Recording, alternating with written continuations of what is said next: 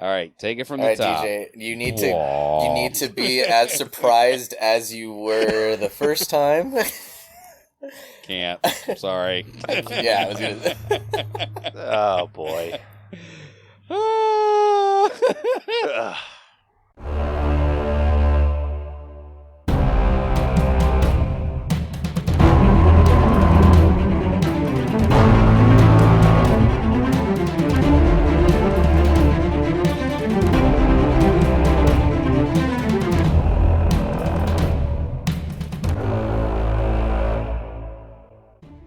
What is up, bros? I'm Caleb. I will be running into traffic. Is what you are. I will be running into traffic here very shortly. So to take over the show, so Rose is sick right now. I am, like I said, going to be running into traffic. So to take over the show for me is our third official host, DJ. And the almighty return of the once great Crash. More almighty than anything else, but yes, I have returned. I like almighty. I like that introduction better than the third co-host. I prefer the almighty. That's awesome. Hey, the almighty Crash has got a nice ring to it. Guys, it's the All Bros with Crash and DJ. Caleb's fired. He doesn't know how to use his recording devices. Hi, I'm DJ from the Untrained Eye podcast. You might know me from such episodes as the last one where I had a recording issue.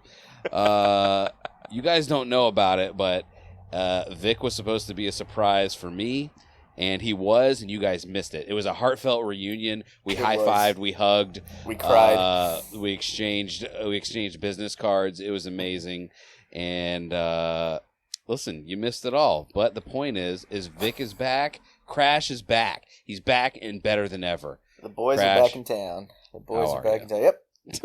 Yep. It's tis I. You guys might remember me from past episodes, the really good ones.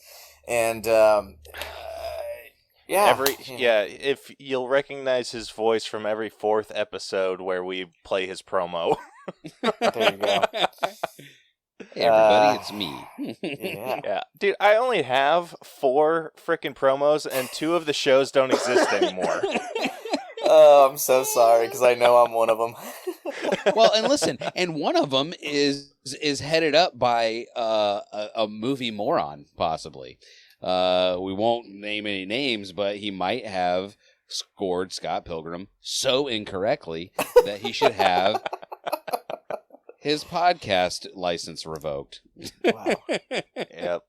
I informed Vic of your super one-sided rivalry here. Yeah, that dude will never know. Basically, the cheap Vic replacement. Yeah, that stupid idiot, Brucker. Brucker! You're the Brucker. You are the high evolutionary of this, except nobody likes you. You make things worse instead of better, unlike the high evolutionary. Anyway, I didn't see Volume 3. I lied. I'm just going to make my way through this the best I can. I'm kidding. Oh. I'm just kidding. So anyway, usually we're a couple of bros, me and Rose, and everyone else. We're a couple of bros on a mission to give you guys the most detailed movie reviews out there with as little bias as possible. Welcome to the All Bros. Take Hello. 2, apparently. All right, this week on the podcast, we do not have anything for Through the Wall. We do have one item in 4K Spotlight that we'll discuss. Probably not in quite as much detail as Rose usually gives us, but we'll discuss it. And then we'll get into this week's headliner, where we will be breaking down Guardians of the Galaxy Volume 3. So without further ado, let's get into it, guys. Yeah. Need motivation? Angry Dad Podcast. Trying to jumpstart your life? Angry Dad Podcast. You want help getting off the couch? Angry Dad Podcast. You need a verbal kick in the ass? Angry Dad Podcast. You want to hear from somebody who's been through it all? Angry Dad Podcast. I am here for you. You can find me on all podcast platforms. Ben. We love Ben. Ben's the angry dad. Hi, Ben. Howdy. Yeah. Hey, did you guys hear Robert De Niro just revealed he just had his 7th baby at 79 years old? Good Hilarious. God. What is he trying to be, the Joe Biden of... I don't know. I just wanted to make an old Joe Biden joke. Dude, what a hell of an age to have another kid. Right? What is it? Are you having another kid, or are you just like making sure that your DNA is your out own there? Grandbaby? Because what is he doing? He's not helping. He's not changing a diaper. He's not going to raise that thing. He's going to be dead before it's 5. Like, I mean, I'd hope not. Good God. You're giving him 5 years? He's 79, and he's Robert De Niro. He hasn't been living a life of drinking water and eating celery sticks. Like, exactly. So he is prime. Like, we are ready for another, like, good mobster film. Not The Irishman, but a good mobster film where he is one of the, the big bosses, What, the one that sits on his ass the entire movie and doesn't do a thing? Absolutely. That man, like, his presence, like, his just everything about him, it, like, demands respect. I want to see him as, like, a big boss, as a big Italian mobster boss. Is there any actor in this current landscape that you can see filling any of the roles like that, like a Robert De Niro or an Al Pacino, or even newer, you're like, who's going to be the next Tom Cruise or Brad Pitt, or you know what I mean? Like, the newest crop of actors, like, they're fine to look at, but I don't see them having the same staying power, I guess. I think that just means we're old, DJ. Yeah, I think we're at that point where we're not sure I honestly we can think see that's those what people. It is. Yeah. I listen, I'm with you, okay? I am totally with you. I accept it. I'm listen, guys, you want to know how old I really am? I just turned 40. 40. That's the second time I've said it out loud. It's so strange. I don't feel as bad then. Yeah, you shouldn't, because damn it, son. 4 decades. But I just see people like, who is that kid, Timothy Chalamet or whatever, and I'm like, I can't imagine in like 20 years from now I'm going to be like, God, man, that Timothy Chalamet really came into his own and he really just acted his face off. Who thought the guy who played Wonka in Wonka was now... Dude, I think we're in a weird time because, like, it's hard to compare some of these, like, newer actors to older ones because, like, I feel like they could fill multiple slots. Like, I feel like Tom Holland, for example. Yeah. Like, I think if he keeps up with the stunt train, I think he could be, like, a Tom Cruise, but he could also be in, like, a Mark Wahlberg area, too. Mm-hmm. Yeah, well, he's definitely more. He's as lovable as Tom Cruise wishes he was. Like, absolutely true. I can see that. That's the best way to put that.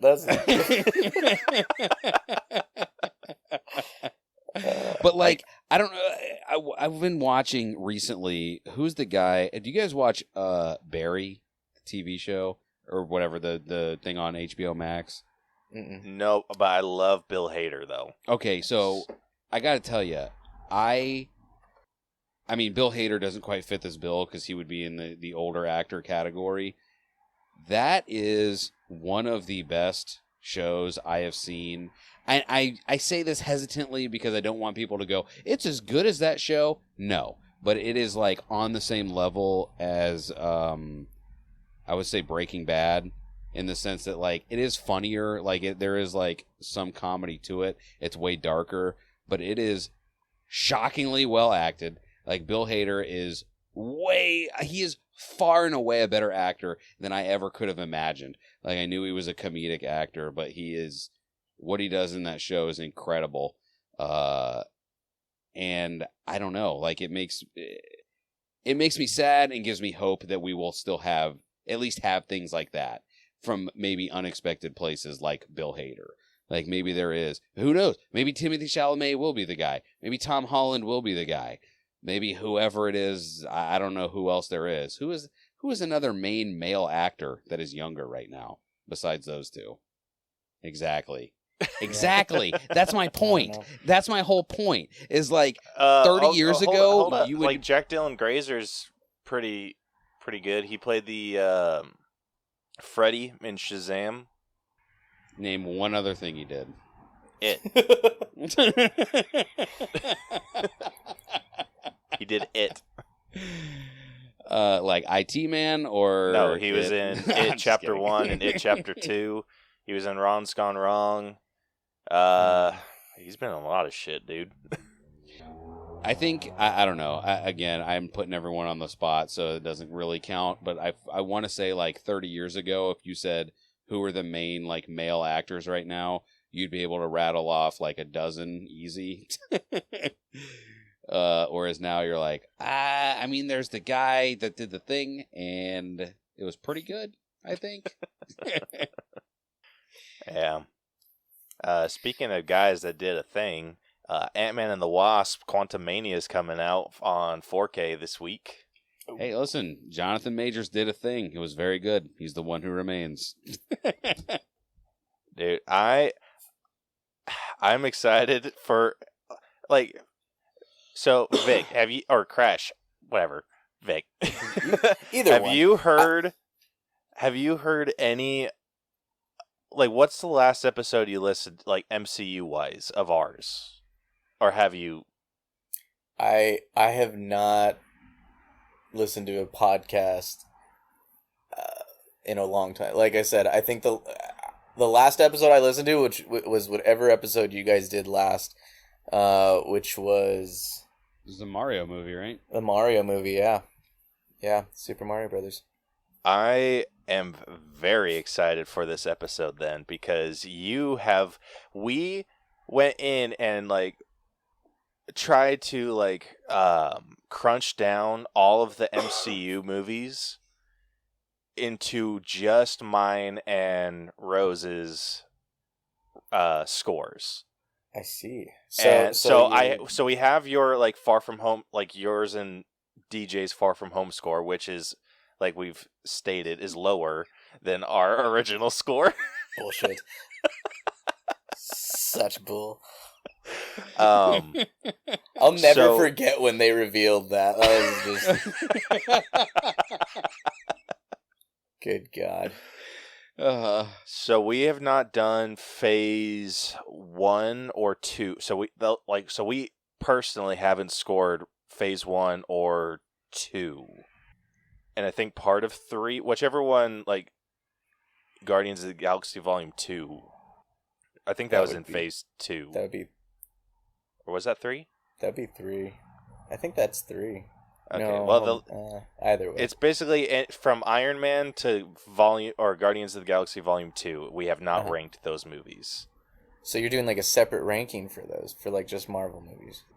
Yeah, so we separated all of those. So it's just mine and Rose's score, and I'm excited to hear where this ends up ranking, but I think you're going to have some issues with it. Yeah, dude. You said you listened to the Mario one, right? Crash. Mm-hmm. Like, did you get through the whole thing? I know it was a freaking... I did, actually. No, I did. Okay, so may I ask you a question? Let's hear it. Do you think that the Eternals is better than the Batman and Logan? I do remember this argument. I'm going to say no. Of course you say no, because you're a sane human person who sees movies. Now, that's not why I'm saying that. Now, here... This can be an episode all on its own, just us It discussing could. why Eternals is better. It's not better. You said it wrong. You did say it wrong. Like, wait, hold on. Caleb, you're going to tell me that you think, though, you genuinely feel that the Eternals movie was better than Logan? No, like I told DJ, our personal score for these movies is higher than the Eternals. But we're not talking about the personal scores. Right, We're talking about right. your program, the All Brothers Podcast. So Oh my that gosh, you guys are are gonna give one me of a the frickin' 2 All Brothers. Heart attack. You did this to yourself. You All right, ate the hold up. McDonald's. I don't know what to tell you. All right. So I'm pulling up. You sons. No, listen, you made this bed and you don't want to lie in it. Just like, oh yeah, while you're looking that up, I can tell you more about your people, Caleb. Because when I was let me tell you what about do you mean, your you people? Hold on. bro, you're about to hear. We're cousins, so I think that also, throws me into that bunch. Hold on. Listen, if you're one of these people too, Vic, I'm throwing you all away. I'm snapping you all away because I was in Guardians of the Galaxy Volume 3. I paid for my ticket. I sat down in my seat that I picked myself. I watched the movie. And not once, not twice, but thrice did 3 separate people that just were wanting to die turned on their flashlight on their phone. And my wife, who knows me and loves me and cares about the people around her, as soon as the light came on, before I even had a chance to turn, her hand was on my arm. She's like, just don't. That is a woman who knows her man. That is all I'm gonna. She knew it was coming. I was going to jump over the chair and beat this man to death. Like, I don't blame you, dude. I had for the first time in any of these Marvel films, I had one of Caleb's experiences where somebody brings in their freaking baby, and this kid starts crying the entire time. Like at the beginning of the movie, I think I forget at what point of the movie that they finally leave. I was like, Jesus Christ, you got to get that kid out of here. Why would you bring a kid that young that, clearly still needs to use the diapers and crap? You say that, Vic, but Caleb is like he's just a hair away from bringing his kid to just scream in a movie. This guy. Absolutely the hell not. That is blasphemy of the highest order.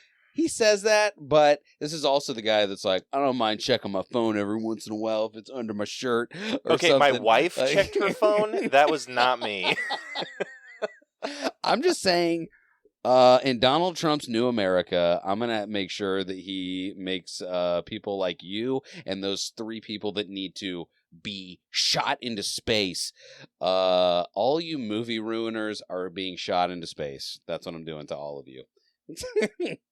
Okay, I am going... So we're on a completely separate track here. Now I am. All right. I know exactly why Vic had to leave for a minute. He heard what you did, Caleb, and he was like, I can't believe I'm related to that guy, and he threw his phone into the ocean. I didn't even hear. Hold on, I didn't even hear. Go on. Okay, DJ's speaking blasphemy is what is happening.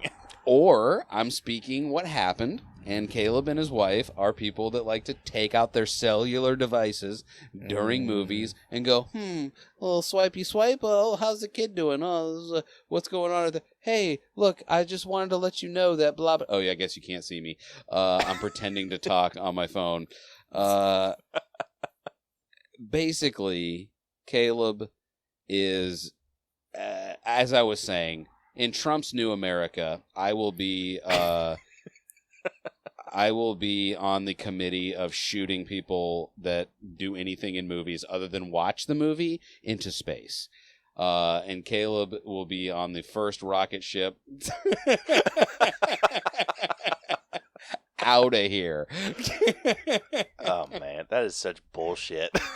Yeah, I mean, listen, I don't think you should have your phone on in movie theaters. That's all I'm saying. First off, I'm married to someone that did that. You also did that. You liar. You said you did that. Oh, Vic is here. Here we go. Now. Yep. Mute. You gotta mute yourself. Let me mute it. That's my bad. All right. We are, like I said, we are on a completely different tangent. I have Logan, Eternals, and Batman pulled up right now. All of their individual scores. So I'm going to freaking quiz, like go through with Vic. So Vic, between Logan, Eternals, and Batman, who has the highest story? I would give it to Logan.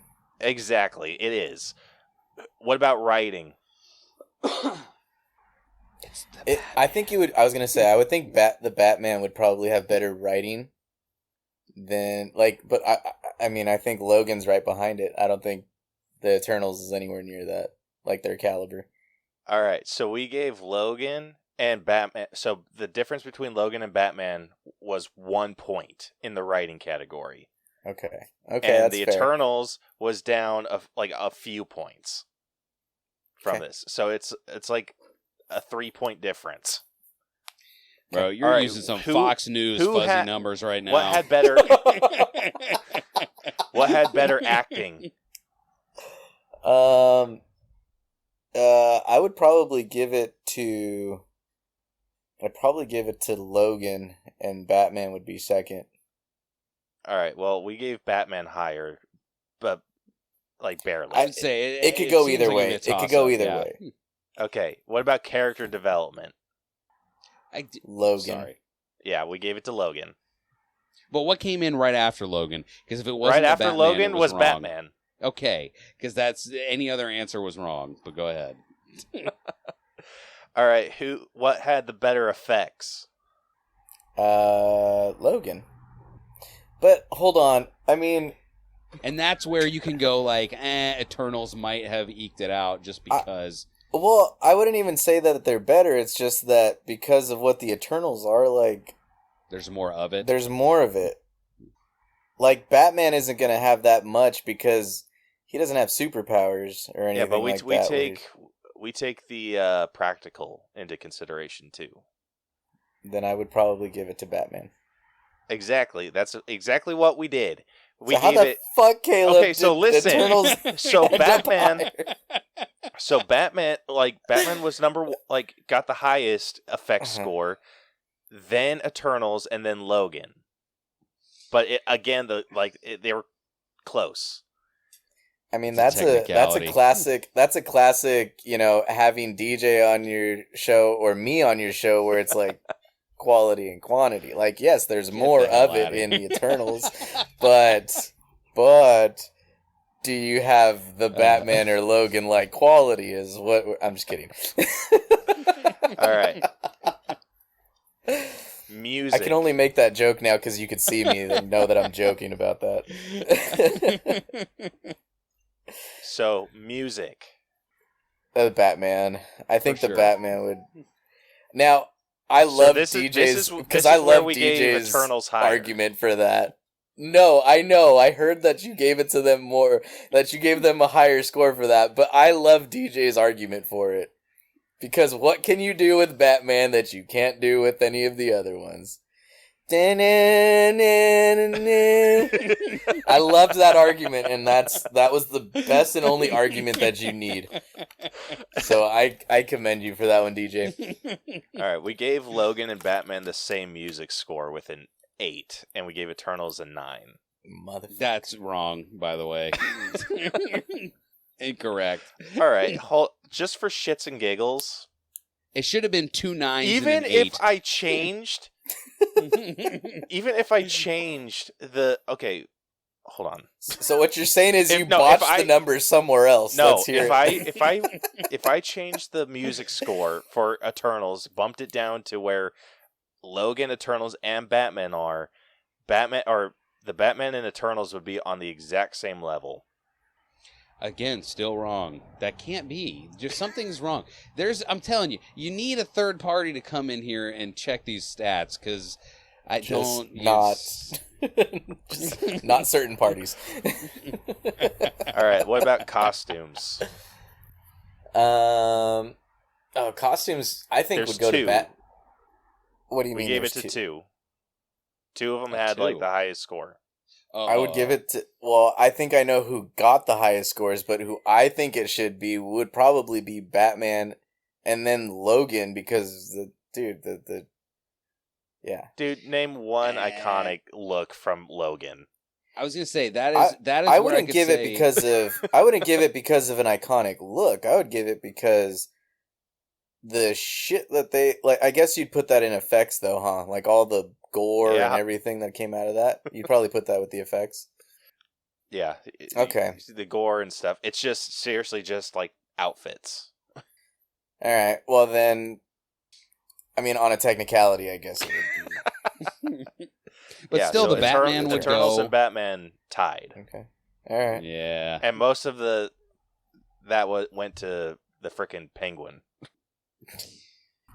So I think if I remember right, I don't think I had the best of feelings about the bat suit. I thought it was like cool, but I thought the Penguin just kind of pushed everything over the top. Well, like I said before we started recording, like the Batman was one of those movies that for me, like not a lot of movies are like this, but the further I've gotten from that movie, the more I appreciate it, and the more I feel like it's better. It gets better. Like the more I think about that movie.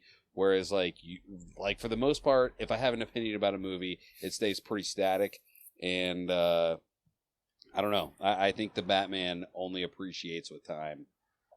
Yeah, I think it definitely has that. Movies definitely have that effect. So. That's how it freaking happened though. That's why Eternals is just a little higher. It's the scores are the same. The margins are redonkulously close. They're not even a full percentage apart from each other. So switch them. Out of spite, no. I respect that. You guys just pissed me off. I have more respect for that than I should, Caleb. Yeah. Anyway, so Ant-Man and the Wasp comes out on 4K, so be sure to look out for that this week. Where does it come out at? Is it Best Buy? Is it Walmart? I don't know. That's Rose's job. I already told you I was stalling for Vic to come on. He didn't have time to look up the important stuff. I was just sitting there. I'm like messaging Vic, being like, "Hurry the hell up." That's so funny. I don't know what's going on. Yeah. Here we go. Where the hell is it? I lost it. It's at Best Buy. So there you go. You want Ant-Man and the Wasp? Hey, go to Best Buy. Tell them, I want your finest dented. I tried to make a joke, and then my mouth stopped working. Anyway, go to Best Buy. Most dented steel book you got. And they'll say, that's all of them. That's all. All right. Well, with that, like I said, that's our only news item to talk about. So, without further ado, let's get into this week's headliner. Let's do it. Yes, without further ado.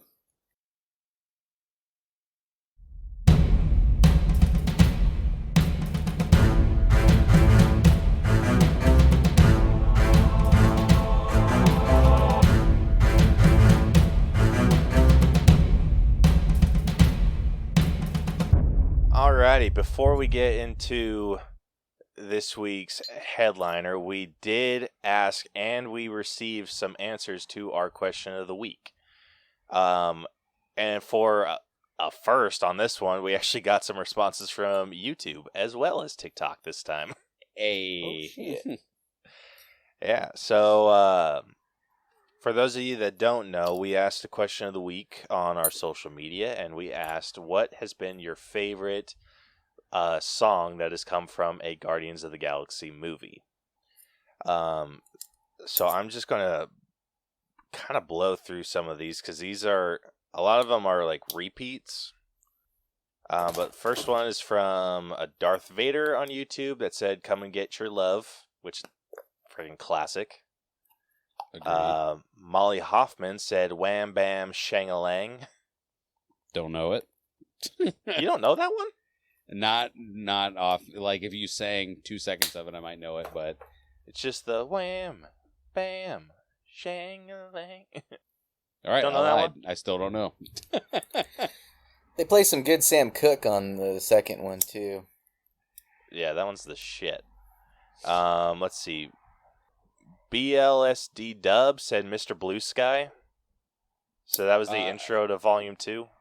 I heard, I like, after, whatever, on TikTok, I heard that apparently that was, like, the top hardest song to clear. Like, they did not want to let him use that song at all, and it was, like, weeks and weeks and weeks of, like, please, God, please, I'm telling you, this is going to be great. And they're like, nah.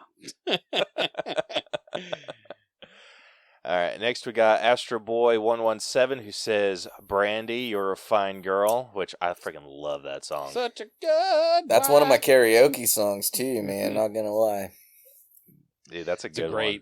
It's a great song to just belt out. Oh, yeah. Aiden Plays said Mr. Blue Sky.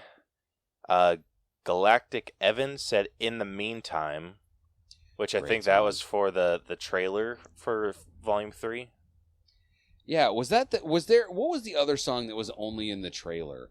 I think someone answered that. It was Since You've Been Gone. Yeah.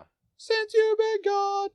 I really expected to hear that in the movie, and I'm not gonna lie, a little disappointed they did not make it in, or did not make it into that. Dude, I felt like such an idiot on that one because I was like, by Kelly? And they're like, I think they just did like Walking Away. And then we got a response from Noah Wessex, who also said In the Meantime. So that's all the ones from YouTube. Moving over to TikTok. I had it pulled up and it just... Are you still recording, let's Gale? see. We just gotta ask him that randomly throughout the episode. Dude, you could give me a freaking like coronary or something. Let's see. We got Hayden B, who says, "Come and get your love is the best." Aaron, who said, "Red Bones, come and get your love is my absolute favorite." EXO said, "Mr. Blue Sky is peak." DT Moore said, "Southern Nights." I think that's the John Denver one. I don't know. I'm sorry. Sing it. I'm trying to remember the scene that... it was the one Rocket was playing or listening to, like, right before he, like, bushwhacked all of the Ravagers. Oh. Nice. Sorry. Yeah. The only one I remember Rocket listening to now is Creep. Let's see. Mustard Man 263638 said Wham Bam Shang-a-Lang by Silver. Jacoby said In the Meantime. That's a suggestion. We do appreciate the people that give us the suggestions, but we try not to read those. Black Mamba said I Want You Back, Jackson 5. The VVC says he didn't remember the name of the song, but it was the Beastie Boys in the hallway scene from the Guardians 3. That was Brooklyn, right? No Sleep Till Brooklyn? Mm-hmm. Red Yoshi said Lakeshore Drive is amazing. Carson Bryant said Mr. Blue Sky. Max Hummel said Come and Get Your Love. Joe, Dog Days Are Over. That was good. That was a good scene. Yeah, Ian Rayner said the same thing. Dog Days Are Over. El Tebo said Creep. Luke Bigger, Mr. Blue Sky. Amazing Gamer, Come and Get Your Love. K. Ryan gosh, we got a lot of freaking responses. You know what's a good one, but it's not in a Guardians movie, but it's a Guardians scene, is the Rubber Band Man. That's on Infinity War. When they're introduced. Oh, yeah. When they're introduced in Infinity War and they're just cruising in, that's the name of that song is called The Rubber Band Man. That's such a great song too. Yeah. Let's see. Yeah, they said Come and Get Your Love or Southern Nights. Kev said The Chain. That was a freaking killer song. Okay said Since You've Been Gone, and I was like, by Kelly. Woy Tix said Father and Son. Oh, That that's was a a good good one. one. Oh, and then Gavin L said Rubber Band Man. There you go. Liam's Planet, Come and Get Your Love. Samurai, whatever said Mr. Blue Sky. And then a couple more suggestions. So yeah, that's all of our responses. We'll figure out how to narrow those down. Hey, I responded. I said whatever it Yeah, used it is to true. be. Now it is dog days are over. I think one of my favorites is still it's got to be I like when they play Sam Cooke. It's Bring It On Back, and it's him and Gamora. They're dancing. It's in the second movie. That's a good song. I just like the song. Sam Cooke's amazing. So I'm a big fan of him. So Dude, I have like his whole most of his albums saved on my Spotify. Like I freaking love Sam Cooke. yeah. Like every time, like on my Discover Weekly, I occasionally get like random ones that I haven't heard, and I'm like, oh, okay. All right. If you like him, check out Brooke Benton. You'll like his music too. But thank you to everyone that answered our question of the week. We really appreciate all that. So yeah. Anyway, getting into this week's headliner. Like I said, we will be breaking down Guardians of the Galaxy Volume 3. So, if you are new to our breakdown system, we have split movies into 8 different categories that we individually score to come to a final All Bros, Crash and Taz, and Untrained Eye letter grade. The 8 categories that we score are story, writing, acting, character development, effects, music, costumes, and then we give it our own personal score at the very end. All of those numbers get magically added up and spit through our algorithm and give us a letter grade to compare this movies to others of a similar grade, as well as a percentage that doesn't matter as much as the main score itself. Unless you ask the Eternals, the Batman, and Logan. They're all A- movies. You guys can suck it.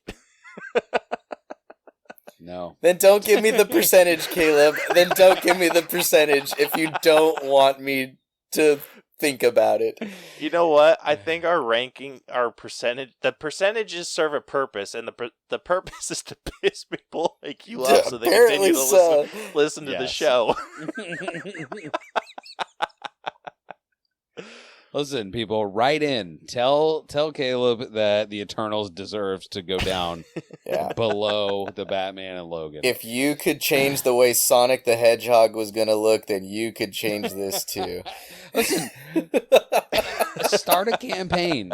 Do a GoFundMe. Whatever it takes. Hashtag change All Bros rating. I don't know. Hashtag some bros ?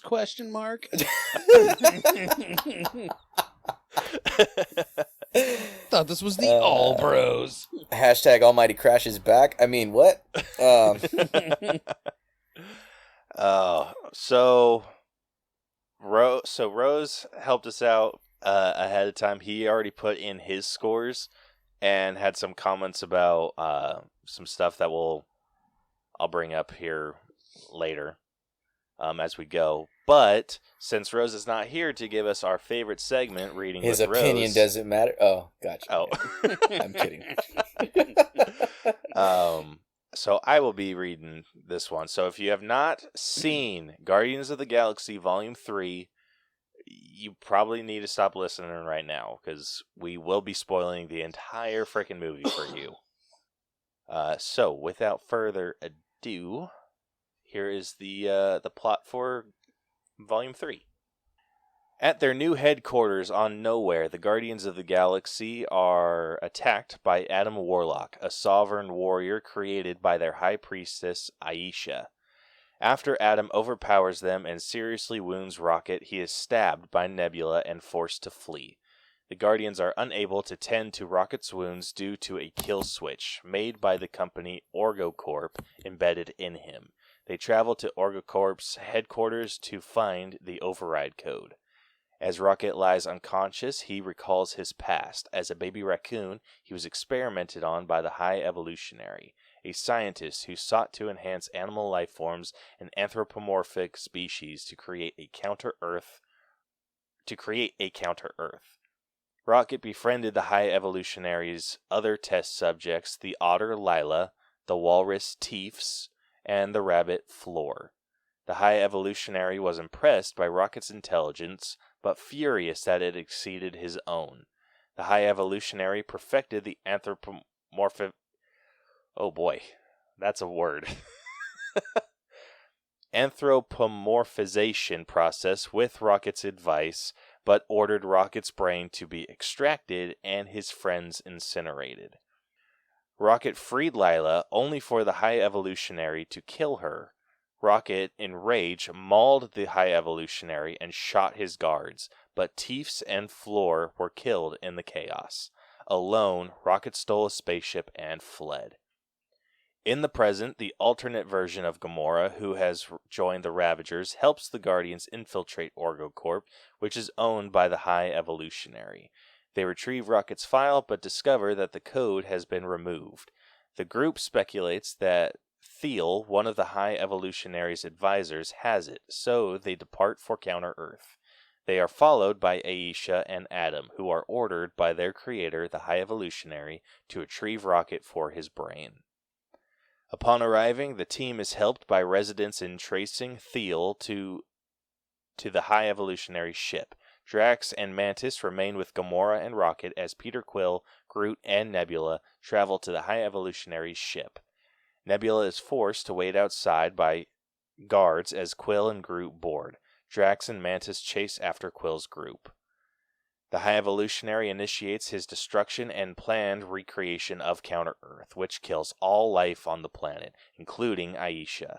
As the ship enters orbit, Quill and Groot leap off with Thiel, retrieving the code from him. Gamora arrives with their ship to rescue them, while Nebula, Mantis, and Drax board the High Evolutionary ship to rescue the now absent Quill and Groot. As Quill's group attempts to access the code, Rocket flatlines and has a near-death experience where he sees Lila, Teefs, and Floor. Lila tells him that his time has not yet come as Quill uses the code to disable the kill switch and save Rocket's life.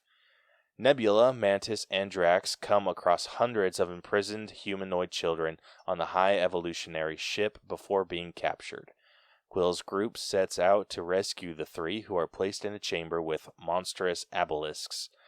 Mantis befriends the obelisks, allowing the group to escape and reunite with Quill's group, together overpowering the High Evolutionary's army.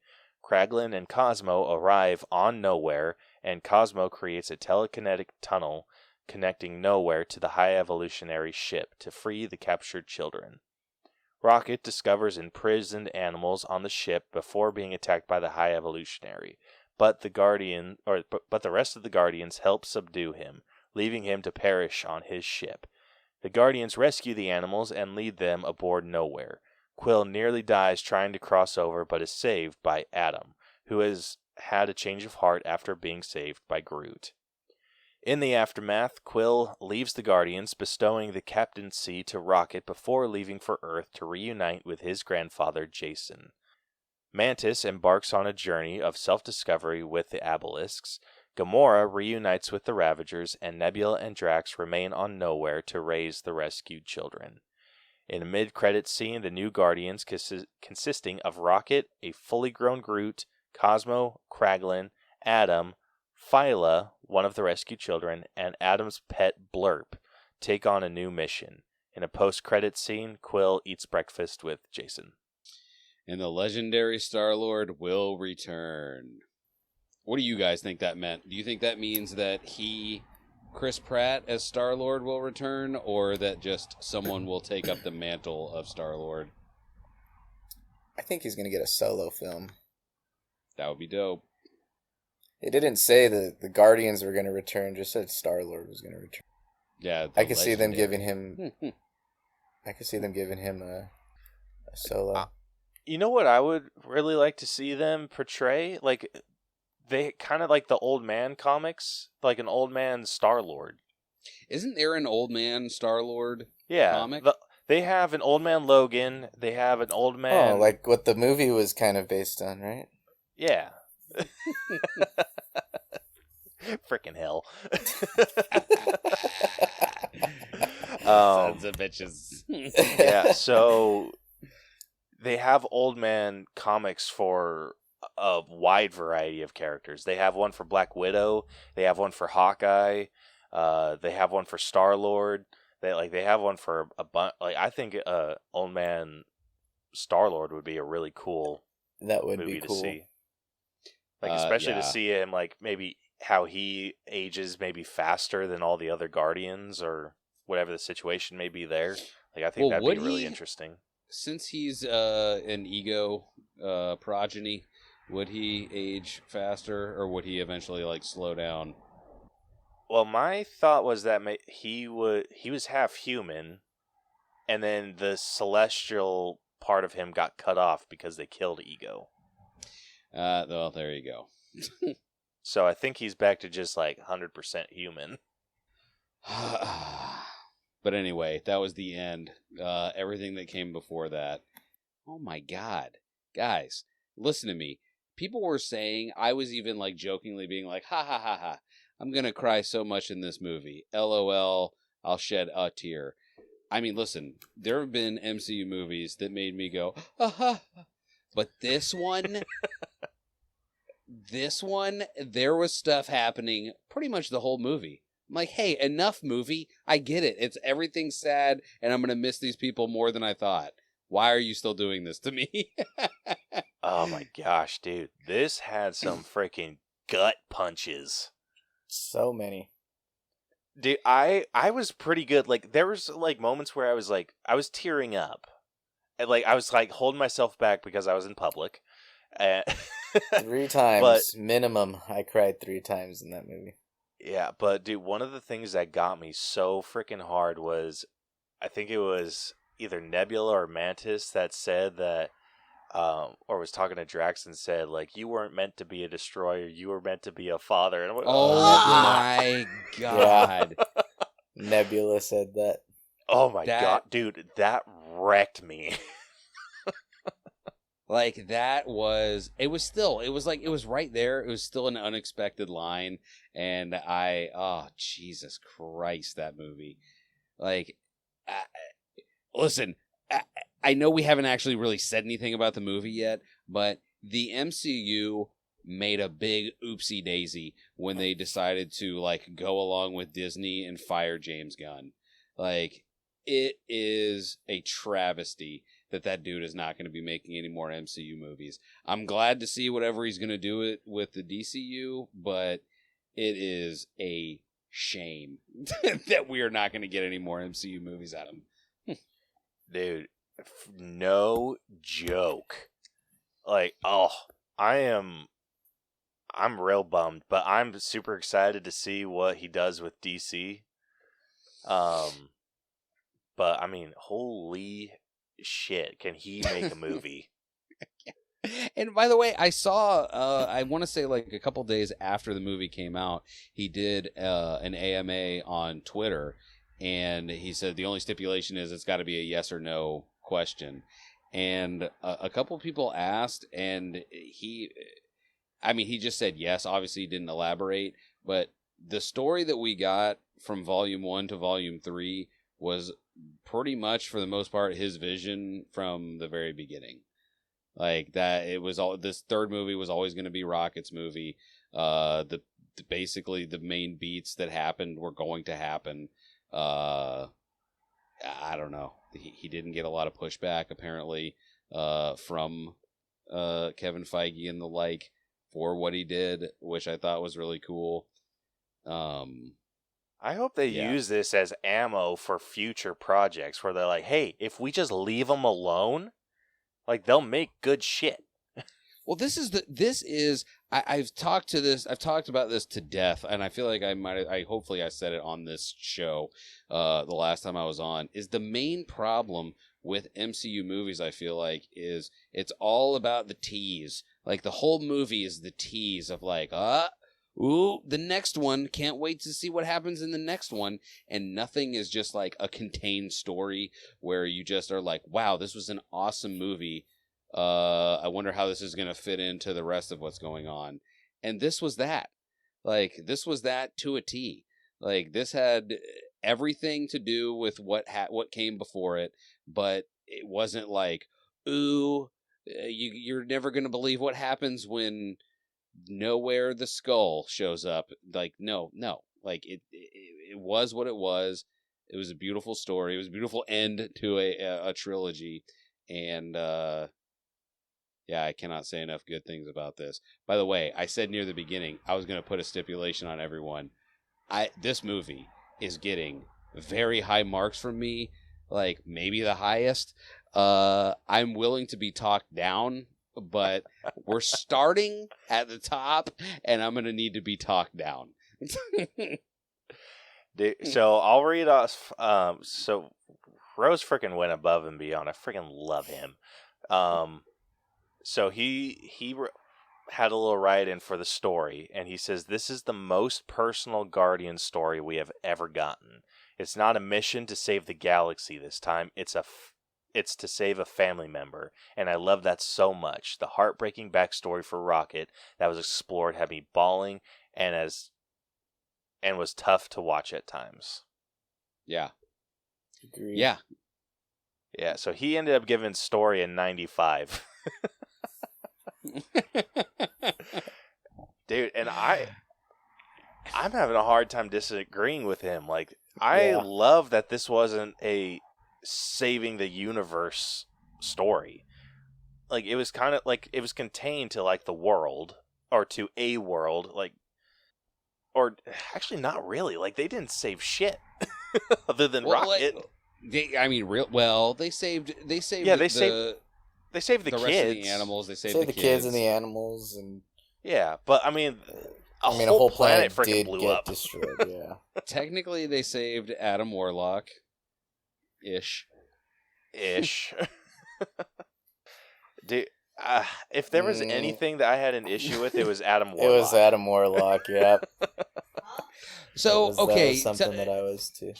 This could be a character development thing, but like, I don't know this character at all. Like, is he normally like mad stupid? Because he seemed like he wasn't too dumb. Like, he was definitely like more comic relief than what I thought the trailers made him seem like he was going to be. It wasn't unlikable. Like, I mean, like I said, I don't know the character, so if it's like, yeah, I mean, he was just kind of a goofy kid. Did you guys ever see the movie he was in? We're the Millers.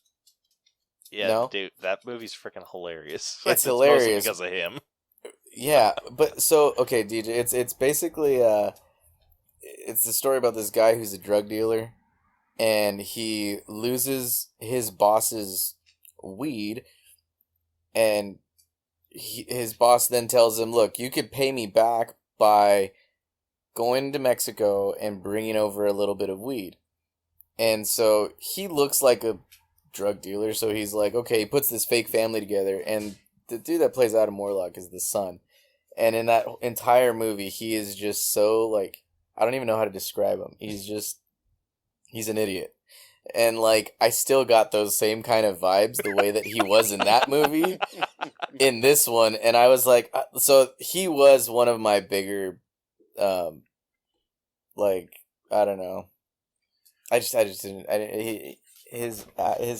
role didn't really fall so great with me, but I did like that they included him. Yeah, I did too. It's funny because like, now that you say it, it didn't even dawn on me at the time, really until now. Like, yeah, I don't like. There was no point for him at all. Like, how much besides saving Peter, like, what would really have changed in the movie if he wasn't in it? Mm-hmm. Nothing. Maybe they would have gotten their information on, like, from the Ravager a little bit better. Or whoever the hell he vaporized. Like, that shit was funny. I didn't mind the character. Like, well, whatever. We're talking story first, like, right? Yeah. Like, he didn't affect the story too much. And, like, just kind of addressing writing real quick, I don't feel like he was in it enough to sway my score any which way. Like, he was in it. It was... All I'll say is, like, he wasn't a bad part of the movie, but he was kind of an unnecessary part. Yeah. Yeah. So, I mean, I dug it. I dug it for what it is, and I hope we get to see more of him, because Adam Warlock as a character is really intriguing. Like, they're able to do a lot with, I mean, kinda. Like, so, the stone in his head is supposed to be the Mind Stone. Mm-hmm. But, obviously, the Mind Stone's been, quote-unquote, destroyed. Soul Stone, I think. Oh, isn't it? Is it the Soul Stone? I thought it was a Soul Stone. Yeah. It's the Soul Stone in his head. Yeah, I forgot. Yeah, Vision has the Mind Stone. Or had. Yeah. Yeah, the story was amazing, though. I agree with what Rose was saying. I loved that it wasn't them trying to save the universe or galaxy. It's like, it was so personal, and the fact that they made it that way, like them having to save one of their own, like kept that. It really helped keep that kind of theme going, where this is a very personal movie, because you get into it with a lot of the characters. I mean, they brought up a lot of stuff, Nebula, talking about how, like, how her father plucked out her eyes, like, as a form of torture, but, like, also to, like, make her better, and, like, like, they got really personal. Like, it wasn't always, flashback stuff, but, that, like, some of the stuff that they would say, you kind of catch it, and it's like, oh shit, like they're plucking at the heartstrings on this one, like, even when they're arguing amongst each other, Dude, I love how they kind of have that moment where they address what Thanos had done to Nebula, and then a little bit later, when they get footage of what the High Evolutionary did to Rocket, she's just like, "That's even worse." She says, that's even worse than what happened to me." Yeah.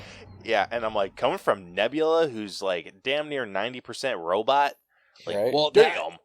That was the thing. There was a couple of things that I'm like, so even though it was like a quote unquote self-contained story, like the way that they alluded to things that happened, things that have happened in the past up until now,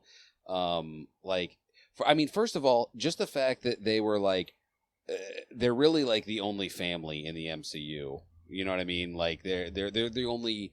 What is it? They're the only.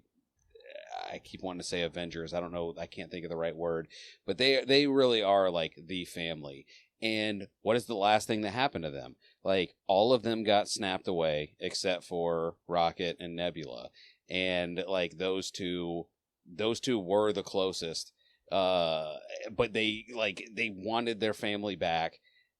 I don't know. It's funny because when you guys were talking, I'm like, I have such a good point to make, and now I feel like it's falling apart right in front of me.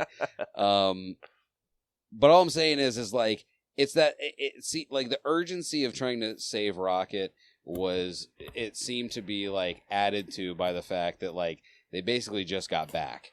You know what I mean? Like, they had their 5 years away that only seemed like a blink to the people that were gone, but, Rocket and Nebula had to experience that whole 5 years.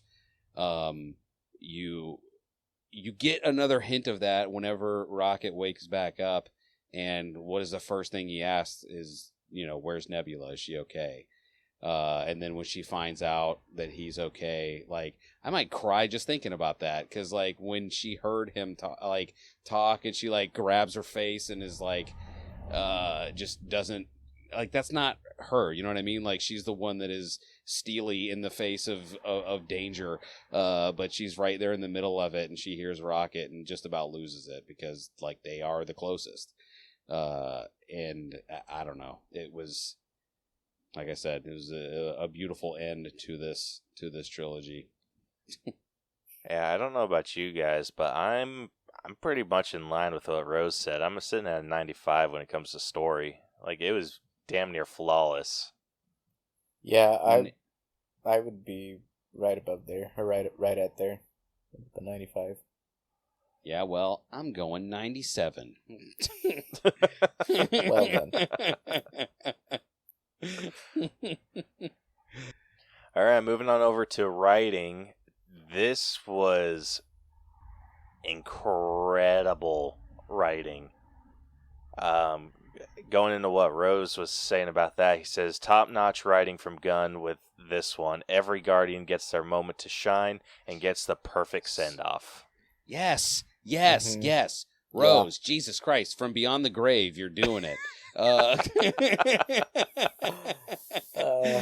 Like, I had that thought. Like, by the end, like, when I'm like, everyone got what they wanted. Like, I don't know about you guys. I went into this movie going, one or all of them are going to die. Like, that's how this movie is going to end, is they're all going to beef it. But not only did they all not die, they all got the happy ending. And they all got to, like Rose was saying, they all got to have their moment in the sun. And it was beautiful. I'm going to be saying that a lot about this movie. Beautiful. Dude, I will say the movie had me going a couple times, whether like someone was going to die or not. I knew Rocket was dead. I knew he was dead, by the way. I was like, he's dead right now. Yeah. I'll say this. Once they gave us that little Deadpool moment with him and Lila, I was like, no, he's coming back. But I did for a while. I was like, fuck, he's gone. I was like, this is how they get rid of them? Like, who's going to be the new people? And they're going to just get rid of him one by one. And Drax, too. I thought Drax was dead. I was like, when he gets shot twice. Yes. I was like, shit, gosh, he's dead. I thought that was it. I thought he was dead. But honestly, I thought Rocket was gone up until they gave us that little Deadpool moment right there. Oh my, dude, speaking about that moment for a second, I will say I was a little like mixed feelings about that because, and this like not in a negative way, because I had just seen a trailer on TikTok, right, where it was Rocket jumping and like he was in his like Guardians outfit. Mm-hmm. And my only thing was like, we haven't seen that yet. And I was like, when I saw that moment, I was like, oh shit, Rocket's dead. Like, that was a lie. That's the only time we're going to sit, like, like, Marvel did it again. Okay, so speaking of trailers lying, am I crazy, or did the trailers, when they showed Lila and, or I think it was just Lila, did they show her with real arms? And not robot arms? I think so. I thought so too. Because I was like, that's not what I'm mad about. I'm like, okay, no, was cool. Me neither. No, not at all. I was just saying, like, I like that. I like when the trailers lie a little bit. I don't like when they like straight up lie. Like with the whole Infinity War, where it's like that running scene where everyone's like that. I hate where it's like a little subtle one where like. You had that moment of, like with Thor Ragnarok where Thor comes crashing down with the lightning, but he has both of his eyes, and then it's like in the movie he had one eye. Like that was cool. Like I'm fine with little changes like that. What I'm not cool with is just a straight up bullshit. Yeah, no. Well, because like I think it worked for No Way Home too. Whenever they took they took most of the villains out. Or did they take the villains out or just the They took the other two Spider-Men out. Yeah, and then we had that one weird clip where Lizard's getting kicked by nothing. Yeah. Dude, like one of the things like because I already shared the one about Drax where Nebula's sharing with Drax like you weren't meant to be a destroyer. Like that line Jesus freaking wrecked me. Christ, yes. When I thought Rocket was going to die, and like he was like in the afterlife and talking to Lila, and he's just like he sees I'm like sorry, Teef I and failed floor. everyone, and yeah. Yeah, like having that, and then with his whole moment, like, can I come with you? I'm like, oh no. Yeah. God dang it, dude. And then when he started to flatline, I was like, Jesus, that's it. Yeah. I was like, I was wrong. I was fucking wrong. You know what part got me though too was just before too was Drax is talking to Mantis, and she's like, "Yeah, I'm gonna go on my own," and blah blah blah, and he was like, "Well, I'm coming with you," and then she was like, "No, like that's not the point," and he's like, "Well, I'm going to protect you," and then that's when like then you get Nebula's response to him, and that got me because he's always so like. Just the way he talks to her, like to Mantis, he's like, she's ugly, she's dumb, all this stuff. But then after he's like, no, I'm gonna go to protect you, and he's like all watery eyed and all this stuff, like he doesn't want her to leave. So that got to me too. There was I will say too, a lot of the writing that I liked was between what Kraglin and Cosmo.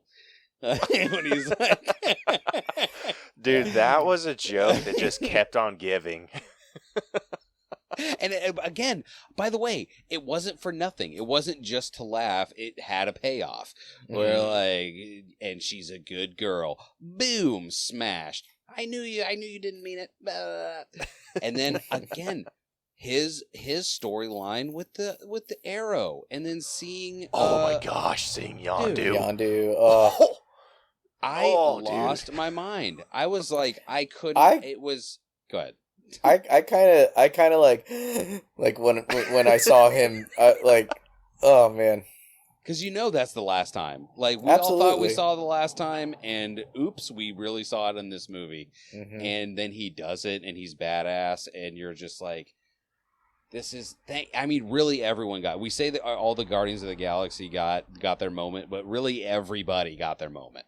Like, and that, yeah. Dude, I agree. What did, like, we've talked about like a lot of the other Guardians. Did anyone think like Star-Lord was going to kick the bucket? Yes. I mean, if anything, the trailer heavily implied that, and then they were like, "LOL, he was drunk," and you're like, "Well, hold on." Yeah, so I will say they had me going at first until his face started swelling up, and I'm like, that seems like a weird thing to kill him off doing. I will say that. Oh, go ahead. Like it, and that's just my like stupid, like overly critical mind coming into play there, where I was like, I just like was sitting there, and so his like face started to like. Kind of like freeze over and puff like how it usually does in these movies, and I was like, okay, and then it just kind of kept happening, and I'm like, they're not going to finish him like that. Like they're gonna no, if they're going to kill him off, they're going to kill him with some dignity. By the way, I don't know why that not go out reminded like me. Yondu though. I know, but That's I don't Poppins, like bitch. if they would have just Mary left Poppins, his y'all. face alone. If they would have left his face alone, I probably would have believed it a bit more. But they made him I see what puffy, you're and I'm just like, I'm not buying it. I do see what you're saying. By the way, another moment that I listen. Good writing, I realized in this movie, reminds you of something that, like, if someone asked you to remember it, you couldn't. But somehow, like, the writing makes you remember something. Because I don't remember the last time I was truly, like, heartbroken. But when Gamora was leaving and said, "I bet we were great," or "I bet we were fun," I was like, ah! Like, it made me relive my entire breakup. Dude, it was horrifying. I was hurt by that. And like I saw, you could tell what she was trying to do for him, and it probably worked. I guess I don't know, but like, Jesus Christ, Like it's little things like that is that touch is like you think you're getting off clean, and nope. I bet we were fun. God dang, lady, for real? Right? For real? Had to make it personal. Dude, somehow they turned this Gamora, like, they even gave this Gamora a super solid ending. Like, we know, like, Yes. She got two ridiculously good endings. She died in her last ending. What are you talking about? I know, but I mean, still, like that, like the emotional impact of that is just, like, that was a solid ending. And then this one, where you think back to what 2014 Gamora wants. She wants a family, and she got that in the Ravagers. Holy balls! I'm making this prediction right now. Star-Lord's getting his own solo film, and Gamora comes back. And like OG Gamora? No, I think like this Gamora, and then like stuff gets rekindled because she was giving some looks, you know. Yeah, she was giving some vibes. Yeah, she was giving me some vibes. So I feel like if they give Star-Lord a solo film, she's gonna be in it. Like they're gonna play a big part in that, and they're gonna go with the whole. They're gonna do like a romance kind of angle to it. Just calling that now. Dude, I want to see too. Go ahead. May 9th, 2023. Crash called it. Like, we're talking a lot about the dramatic scenes, but like the comedy in this was really well done too. Yeah. I was afraid that the oh shit, what's it called? Get on here. I'm gonna take you right back to the ship. Right over there? Yeah. Just get on the motorcycle real quick. Yeah. Okay.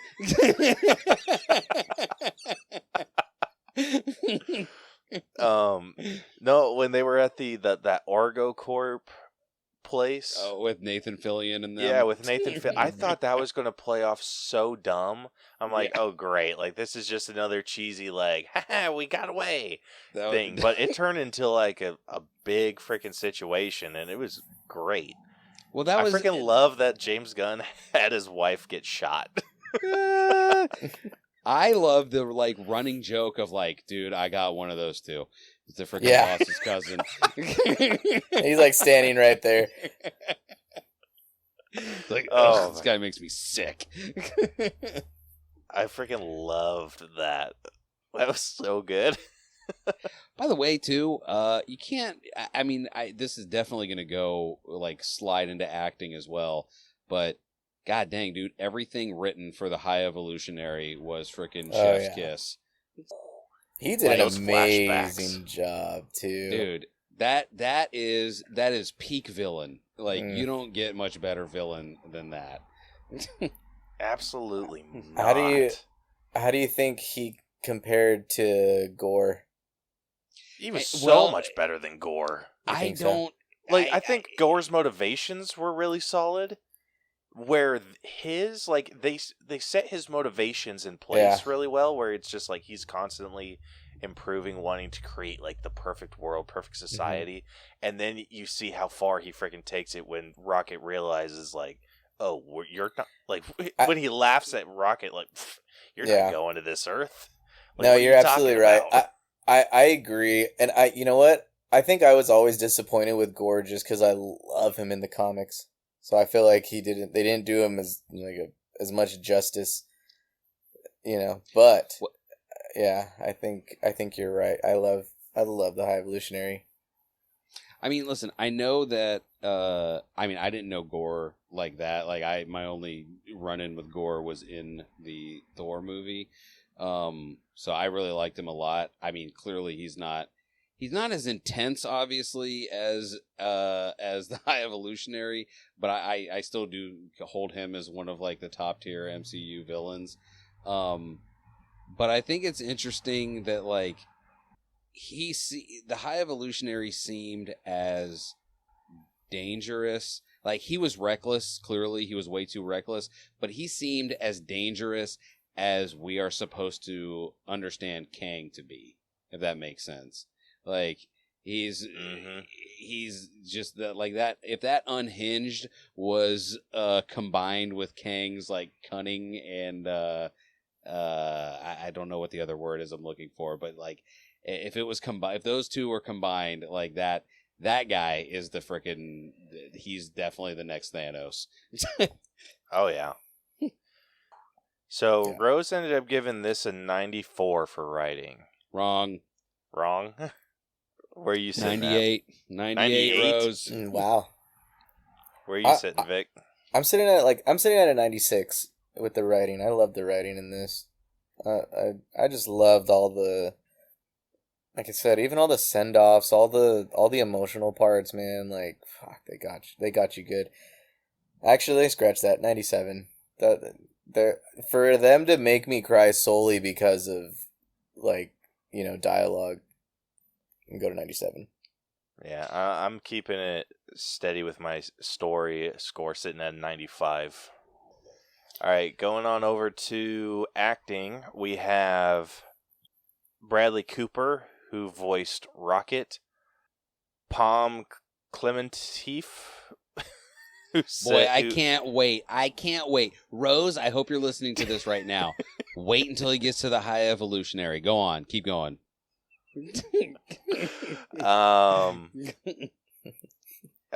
Where was I? Dave Bautista, who No, you didn't finish Mantis. Hold up. Who played Mantis? Palm Clementif, Mm-hmm. who played Mantis.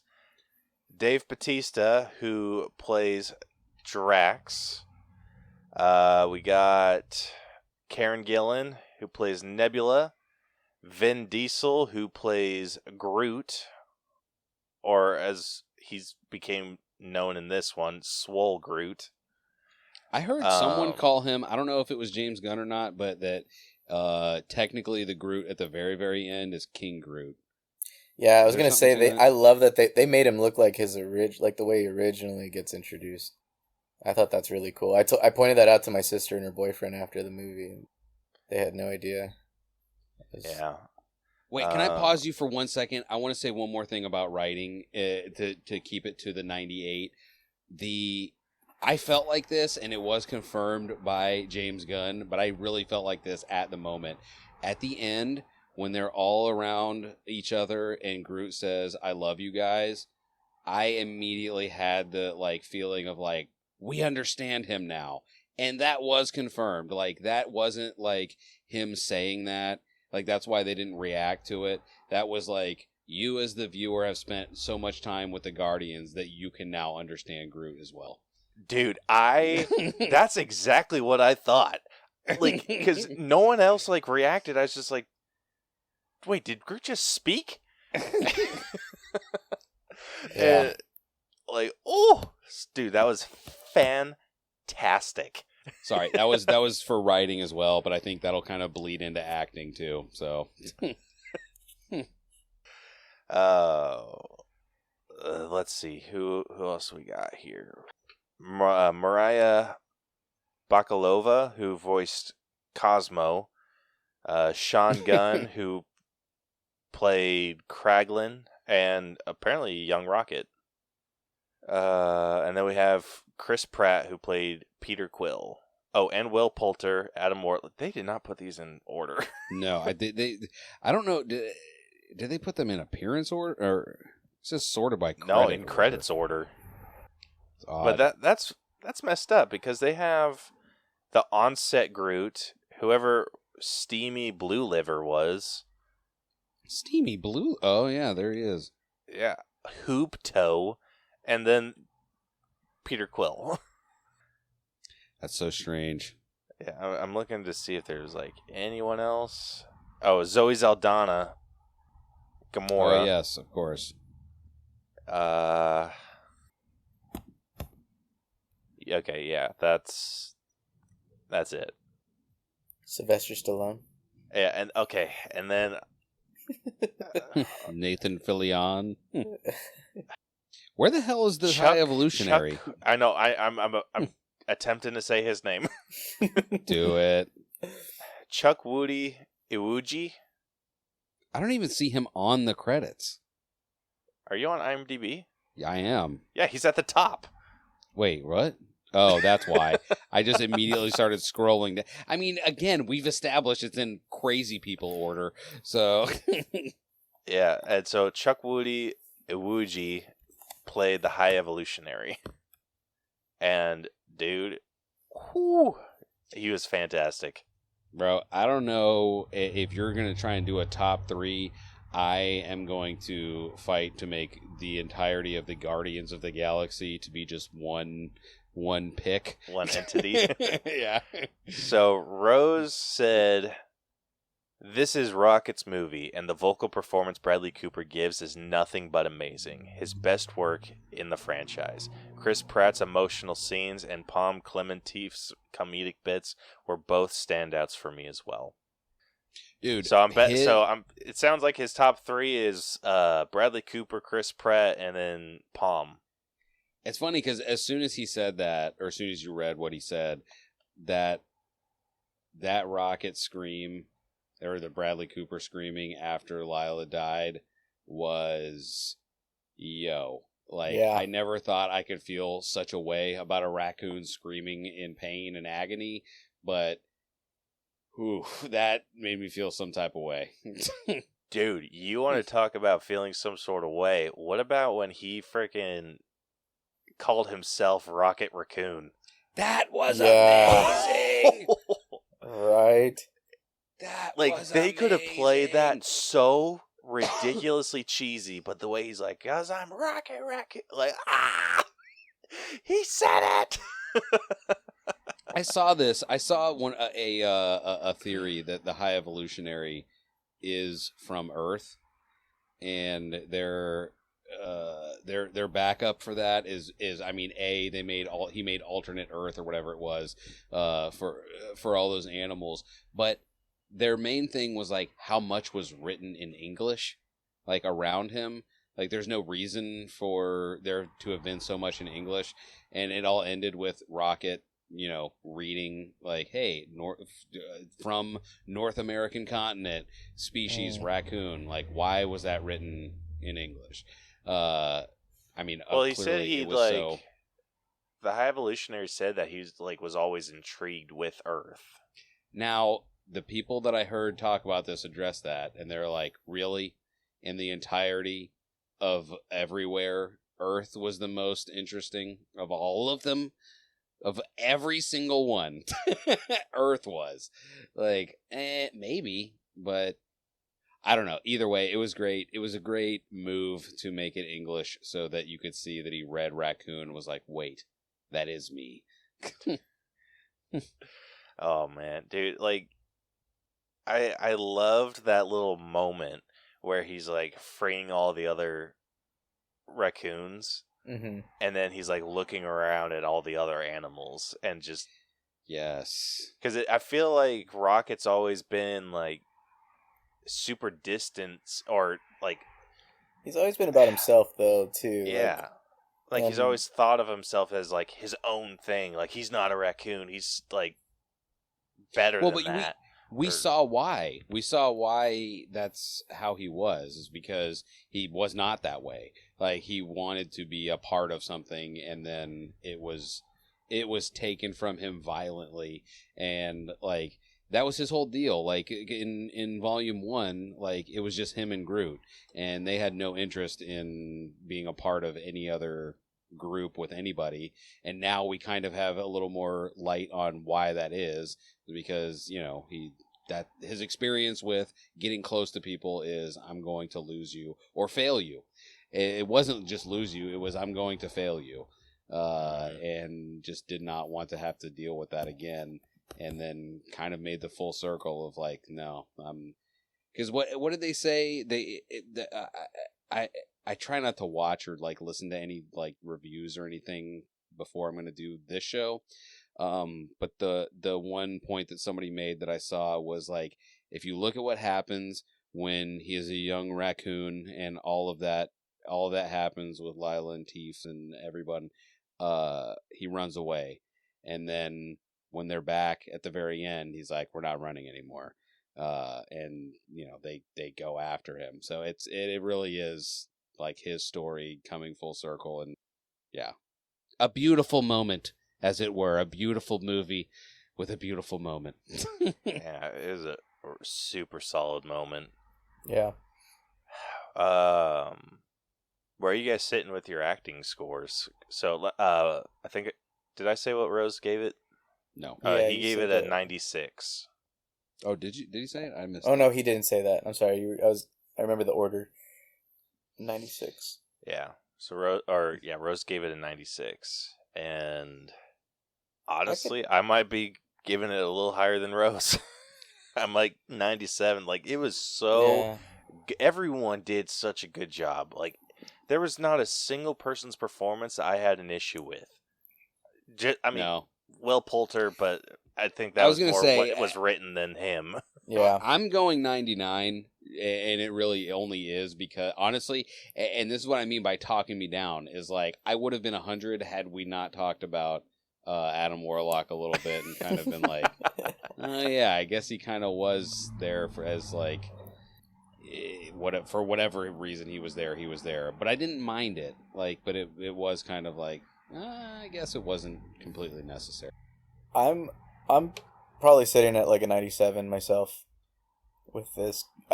Man, they like hit the nail. Like they just did such a great job with delivering, like, just the emotion. I mean, this movie's like heavy on the emotions and stuff, man. Like, and they all just did such a great job with selling that, you know. And then even the funny parts, the parts that are meant to be like the comedic relief, like, or the comic relief, that like didn't feel forced, like I think other, you know, Marvel movies kind of felt in the past, like Thor. Yeah. You know, some of the jokes and stuff felt forced in that one, but not in this one. And I don't know if it's maybe the actors are just so into their characters that they just have it down or something. But I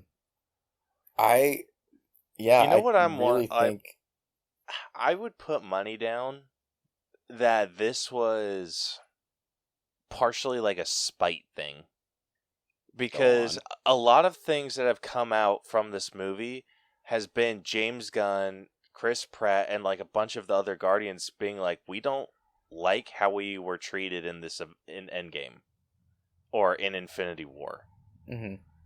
Like, James Gunn has even said, like, what they wrote or what they had Peter do, hitting Thanos in the middle of this climactic moment, trying to like make Thanos lose, and then Peter loses his cool. Like, this, like, you're talking about the Peter that was ready to kill Gamora. Like, no, he's making Thanos lose at whatever cost. Like, he's not going to lose his cool and basically be the reason the world gets snapped away. Like, they thought it would. Yeah, James Gunn thought it was completely out of character. Chris Pratt came out shortly after and was just like, yeah, I had some big issues, and I was like begging them not to do that. But they went ahead and did it anyway. And so a bunch of other Guardians were just like, yeah, I feel like we got freaking shafted. Well, when Endgame was coming out, how soon before or after that was the whole James Gunn debacle where he was fired and then unfired? It wasn't too long. Well, I know he consulted for Endgame, and then so I think it was shortly after Endgame that the whole firing thing happened. I don't know. It's funny to see him talking about it now because, like, again, maybe he's just being diplomatic. But when I saw his AMA on Twitter, like, people asked if they were more asking about like the Guardians that got snapped away, like if that, you know, had any effect on the story that he was trying to tell, and he basically was like, no. He's like, and I heard him in an interview talking about it, like he didn't necessarily have a choice of who was going to be snapped away or not, but he's like, it honestly didn't matter. So it's, you know, the story that he was trying to get out was going to happen, no matter who left, basically. Well, that's good. I'm glad that he didn't let this affect his story too much. I mean, and again, this could just be all like him fronting and just being like, I'm, being the diplomat now, because what's the point of throwing a grenade on your way out? Yeah. Especially since he is going to, he's the Kevin Feige of the DC universe now. So, I mean, what's the point? But I don't know. I mean, no matter what happened, I mean, we still, again, got a great movie. Yeah. Yeah. All right, moving on over to character development. Just to start off with what Rose said. He says, seeing what Rocket went through absolutely destroys you. I've never seen an MCU's character's backstory be told with so much detail. While hard to watch, I'm glad we got it. Well, I think that, and then you can't, in my mind, you can't talk about the main Guardians, like their character arcs, without going from Volume 1 to now that we have that full arc. Dude, it was freaking 10 out of 10, their arcs. Because again, they like, everyone got their moment, like we talked about, but they also, like, nothing felt like cheap. You know what I mean? Like, none of their endings seemed like, oh, well, they just had to do that because that's the only thing that would make sense, but it's not what would actually happen. Like, no, there was none of that. So, all the way down to, Rocket being the leader of the group. Like, that end scene to me where he was saying, and they telling Rocket he's the leader now, basically, and they're all, giving their, we have our allegiance to you now, Captain. That was all of their arcs. I mean, coming to a head right there. Yeah. Mm-hmm. I agree. That part was another one where I was just like choked up. Just so choked up because, I mean, even look at like Peter. Be real. Like, did anyone like pound their chest? I did not. I did. I was too busy weeping like a baby. I did.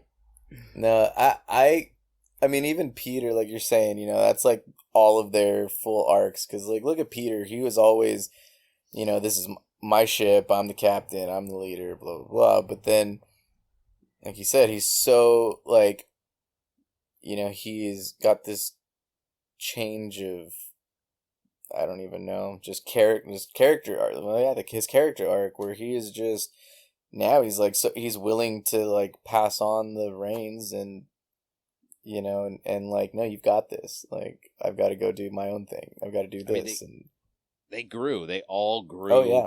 As people, like all of them. Like you can, it's. Sorry. I think it's a lot of what they, like things that they've dealt with. Like, it's hard to judge like character development only on this movie because like, you have to score it with like over the entirety, the course of of just what we've seen, like of their timeline. And I think one thing that's always like, they kind of just wrapped everything with a perfect little bow. Like Peter's especially stood out to me because like he's dealing with, like, in the first movie it was the loss of his mother. The second, he had to straight up kill his father, and then his father figure died, so he's kind of dealing with like a double loss there.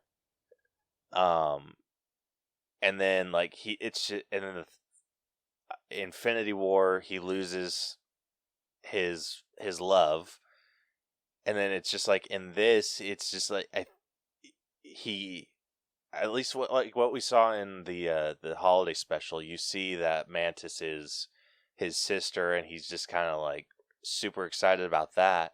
And I think he's just kind of closed himself off to like going back to Earth and visiting his grandfather, like family that he that he knew, because he was afraid of how, like, what it would be like. But I think having like that family attachment with Mantis really helped like push him to go see his grandfather.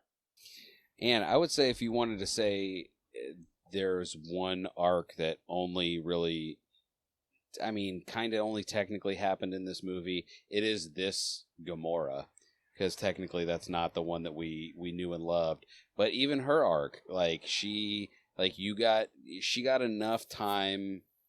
You got enough time with her, and she had enough good moments that you could see her go from like, I don't want to be a part of any of this. I just want to go back and ravage or whatever. To again, them like it didn't feel unearned when she was like, I bet we were fun. Like that was. That was a great arc for her as well, because she went from like complete denial to like, I understand what you went through with, me in quotes. I think that's the key phrase that you put it, is that none of it was unearned. Like everything in here, like it wasn't just thrown in. It wasn't just, like you said earlier, like because this needs to happen. Everything was so well deserved, well earned, and got to where it was so naturally. It just felt so natural. I think they handled this perfectly, because like Peter, like even though like you can almost say that he kind of got put on the back burner a little bit in terms of what his story was, but it's because the first two movies focus so heavily on his story. Yeah. And then Drax has always kind of been like an odd, goofy character, but you kind of know his heart. Mm-hmm. And then this just kind of showed it off a lot. Like when he's talking to the children and being like, calling them idiots and like playing with them, and like being a father to these kids, and like showing that part of him off instead of just being Drax the Destroyer, like killer of Thanos or killer of Ronan, like whatever he is. And just you get to see that like softer side to him, so that felt like super earned, because like each movie he's kind of talked a little bit about his family, his daughter. Yeah. And when he said that, when he was like, my daughter used to like this, and even though he wasn't doing it in a sad way, I was like, oh my God. Like, this is like, it's funny because I was thinking, I hope everyone else understands what a beautiful moment this is. Like, this is like we are watching this dude heal right in front of our very eyes, which is wild. Yeah, it was perfect. And then like, same thing with like Nebula. Like we'd seen her like so just heavy-hearted for so long, and seeing her just kind of soften up was a really nice touch. And then like it felt very natural for her to be like, I'm not like I'm going to stay here, hold the fort down in nowhere, and like with Drax, and like loved all that. Like everyone had such a good arc. And then like Gamora too, even though this is a new Gamora, but if you think back to the 2014 Gamora, she was in the same place she was in the first Guardians. Like she was ready to frickin' leave Thanos, and she did. Like she, even like now she's just in the future, she was ready to leave and find real connection somewhere. And I know like she has this weird dude like that's like pining over her, and she's just like, whatever, like leave me alone, dude. And then she finds like a family, like a dysfunctional family within the Ravagers, and it just kind of seems like, yeah, that's exactly what happened to her in the first one. She kind of found like this dysfunctional family in the Guardians. In this timeline, it's just happened with the Ravagers. Yeah. That's funny. Speaking of the Ravagers, they had that weird like Pokemon wizard that was part of the, you know what I'm talking about? It was like the red. Yeah. Nothing was funnier. Somebody brought up the point. They're like, yeah, it's crazy that they had to do this weird like spacesuit mission to get in there. Why didn't they just have old boy just portal. Open up a portal. That was exactly. I leaned over to my sister's boyfriend and I was like, "This is such a huge plot hole. Like the fact that they have a fucking sorcerer right here who can clearly open portals into wherever the fuck he wants because he doesn't have to see where he's going. So why do they make up this whole plan? I get it. You need a story." But don't introduce somebody that could clearly open up portals to any fucking where and then not use him. Like, oh man. I thought that was great. Dude, this is like completely unrelated. It's just something that really like made me laugh was the when they were in the spacesuits and he like pushing the buttons to Oh my god. I laughed so freaking hard at that. That was funny. Like, no, blue is like for the open line for everyone. Yeah, and every other color is for a different color except that. Like, that was the strangest thing. Oh. So Rose ended up giving character development a 95. Where are you guys sitting at? I can just go ahead and tell you, I'm going to be a fat 100 on that one. I'm going to stick with my 97. That's seems to be a theme right now for me with all these. Yeah, honestly, I'm not too much different. Like, I might be 1 point higher than Rose. 101. 101. No, I'm sitting at a 96. All right, getting into the effects, dude. Tell me it's less than a 10. Cool. Did anyone else freaking lose their mind with how epic that hallway fight was? Dude. Yeah. That was awesome. That is, like, hands down, that is the best MCU hallway, or any hallway fight ever, right? Like, the MCU, they started with Daredevil, I feel like. They like, introduced hallway fights with the Daredevil TV show, and then they were like, all right, it all led to this, where it doesn't, I don't know if it gets any cooler than this. But then it did. Dude, it was... The fact that it was a one shot and just kind of like slow motion kind of sliding around everyone, flipping back, doing the same thing, like seeing Rocket jump over everyone, blasting them. You get that like sweet little moment where he like climbs up Groot's back and is just blasting everyone. Just like, it's everything you wanted to see. Well, it was very like Avengers-esque. You know what I mean? Like whenever that moment in the Avengers where they all come together and they're fighting at once. Like that was that for the I don't Guardians. know if the Avengers have ever done anything that epic though. I know what he's talking about though. It gives off the vibe. Like think of like Age of Ultron, like when they're blasting through the forest and like everybody's doing their own thing. You know, you've got everybody working together. Thor and Cap are using, you know, the hammer and the shield to Yeah, I know what he's talking. I get what he's saying. Like it definitely gave off that vibe where it's like you have a team that's like working together, like the using well-oiled machine. And not just using their own strengths, but like their teammates' strengths to their advantage. To their advantage. Yeah, that was awesome. That was an amazing fight. Oh, we saw it again too whenever they went to go and speak with the High Evolutionary. And then Quill and Groot. Oh, and Groot, dude.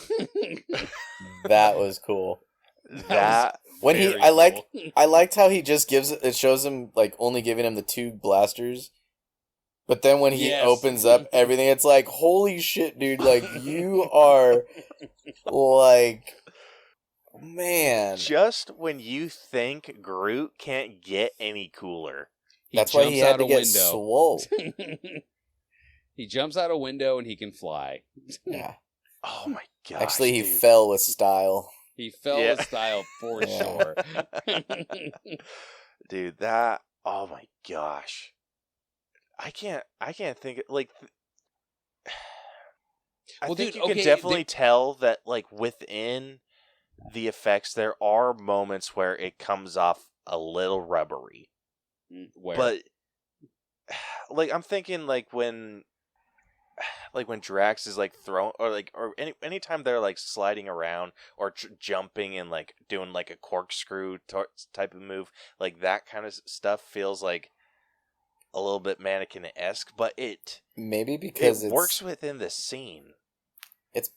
I think it's because those are probably the few like things that aren't CGI. Like that's probably a stunt actor, that you're seeing. You're not, so it's a lot of it is probably just like an actual person working. You know what I mean? Like it's more like when people are like, I'm thinking like Orgo Corp when they're flying around and like Drax comes and like smashes someone down, like or throwing someone. Like I think it's things like that come off, but I think they were able to incorporate this like the weird rubbery looking suits in a way that made it seem a little bit more natural. Like they tried to work around it, and other than like I said, a scene maybe here and there, the effects were damn good. I'll tell you where they were the best. They had a couple of brutal kills in this one that kind of like surprised me, but when they pulled off the High Evolutionary's face at the end and showed what Rocket did to it, I was like, what are you even... By the way, that's what they were missing in Multiverse of Madness, because that was a horror face. That was straight out of... That was straight out of like Silence of the Lambs right there, man. That was some Red Dragon shit. For sure. That was... I was kind of like really hesitant about like what his face looked like after like they took that off, because a lot of people were saying like, oh, he's going to take it off and it's going to be a comic accurate like robot head. And I was just like, what? I didn't know what I don't know a lot of these characters from any of the comics, but when they were taking his face off, I was like, oh, it's going to be a robot face. And then when they showed that face, I was like, oh my God. Like, yeah, that was awesome. It was rough to look at, dude. But again, I'm sure it was touched up with CGI, but it looked very practical. It looked amazing. It's almost on the same level as Two-Face from Dark Knight. Yes. And by the way, if we're gonna we're talking about effects, right? Sorry, I'm losing my mind. I would include the set in there as well, because again, the James Gunn AMA, they filmed the holiday special like at the same time that they were filming this movie. So like when you see where they're at in nowhere, like it looks like, oh my God, it's exactly like it was in the holiday special, because it was like they didn't even like have to rebuild the set. That's awesome. Yeah. So I don't know. Like I thought. I don't know. All the sets looked amazing. I thought all the... what you're saying about, like, the rubberiness a little bit, like, as far as, like, whenever they were at... what is it called? Orgo Corp. Like I said, it's an issue that all MCU movies have. And I think it's just all movies where people are doing things that are superhuman. Yeah, I don't know. It seemed... I mean, maybe it was just my own bias, but it seemed to fit. Like, it seemed to be like they were going for an aesthetic in that moment with all of those minions like floating in the air and then coming down at the same time. Like, I don't know. Maybe I'm too biased. No, I wouldn't. Like I said, this effects that I'm talking about, they worked within the scene how they were. Like, they weren't distracting. It's just something that maybe I was looking for in like what I assumed were like the heavy CGI scenes. It was just me trying to be like, all right, is there anything like crazy noticeable? And I had to like really look. Like if I would have just been watching this as a fanboy, I probably wouldn't have even noticed. But it's kind of hard to like know that I'm critiquing a movie later and just be like, oh yeah, I had like I didn't notice anything. Yeah, so Rose ended up giving the... Oh, wait. I forgot what Rose... I did not read what Rose said about the... Son of a bitch. The effects. So Rose said, Rocket and Groot have never looked better. The CGI on all of the animals is great. Yes. Yeah, so he's sitting at a 94. Where I'm gonna be the asshole, and I'm gonna be like a 92. On the effects, Yeah, where are you guys at? I'm at a 95. I'm at a 95 too. Fair enough. Like I said, I'll be the asshole. We'll just call you wrong. We don't have to be mean about it. Right? There's no need for name calling here. All right, next up, we got music. 10 out of 10. Do we even need to talk about it? I was gonna say this is definitely a 10 out of 10. But let me just say this too. It being a 10 out of 10, never mind. The music was great. Please, I was gotta gonna know now. I was gonna say I think I like the soundtracks from like the first one. Like I think if I could rank which one I think had the better soundtrack, I think the first one is just the best. That's just me. But this one had amazing. It is a 10 out of 10 for me with the music. The soundtrack for Guardians of the Galaxy is always like perfect. So I mean, it's still a 10, but I think like for me, I just love the first one so much. So if you had to rank the 3, 1, 2, 3, the soundtracks, how would you rank them? I'd probably go 1, 3, 2. Yeah, I agree with that. Yeah, like 2 had some good ones, but man, 3, I love that it had like modern stuff too, especially when like Rocket's looking at his Zune. Yes, and it's all categorized by decade, like amazing. And you can tell like he's gone through like all of those different, eras of music, and I love like he gets to 2000s and he's just like, okay.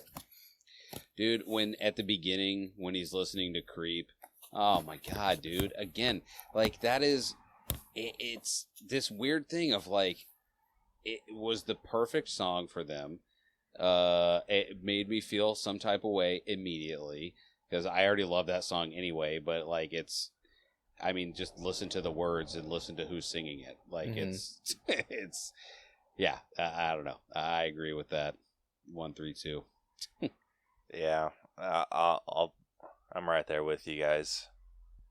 I think personally, I think I liked more songs from 2, and that's just. But I think 3 had the better soundtrack. Yeah. Better than 2. Yeah. So Rose says, "I will never look at Dog Days Are Over the same way again." One of the best uses of a final song I've ever seen in a movie. I was crying happy tears. Yes. As were we all. That was something else I saw somebody say is like, and I didn't notice this at all, but Drax dancing was like a big deal. Because his whole thing, like, he tells Peter at one point, he's like, yeah, you need to find someone who will dance with you. You know, someone who's weak like you. Dude, what's the line from that when he was, like, explaining his wife, he's just like, oh, like, my wife was the mightiest of all warriors, like, you could be playing the oh yeah, the best he's beat talking about whatever. That in the second one, right? Maybe, and then he's just it's like, it's the second she movie. wouldn't even tap her foot. Yeah. I freaking butchered that line, but yeah, like no, that's definitely the second one. Yeah, that was great. But then he's dancing at the like that. It's I don't know. Again, there's layers to this onion. I think that's the whole Nebula line though, where he's not a destroyer, he's a father.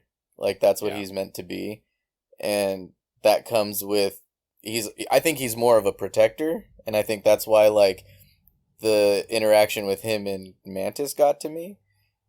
But that also, doesn't mean, as a father, I'm sure that means, well, Caleb knows, you're a dad, it means just being fun too, right?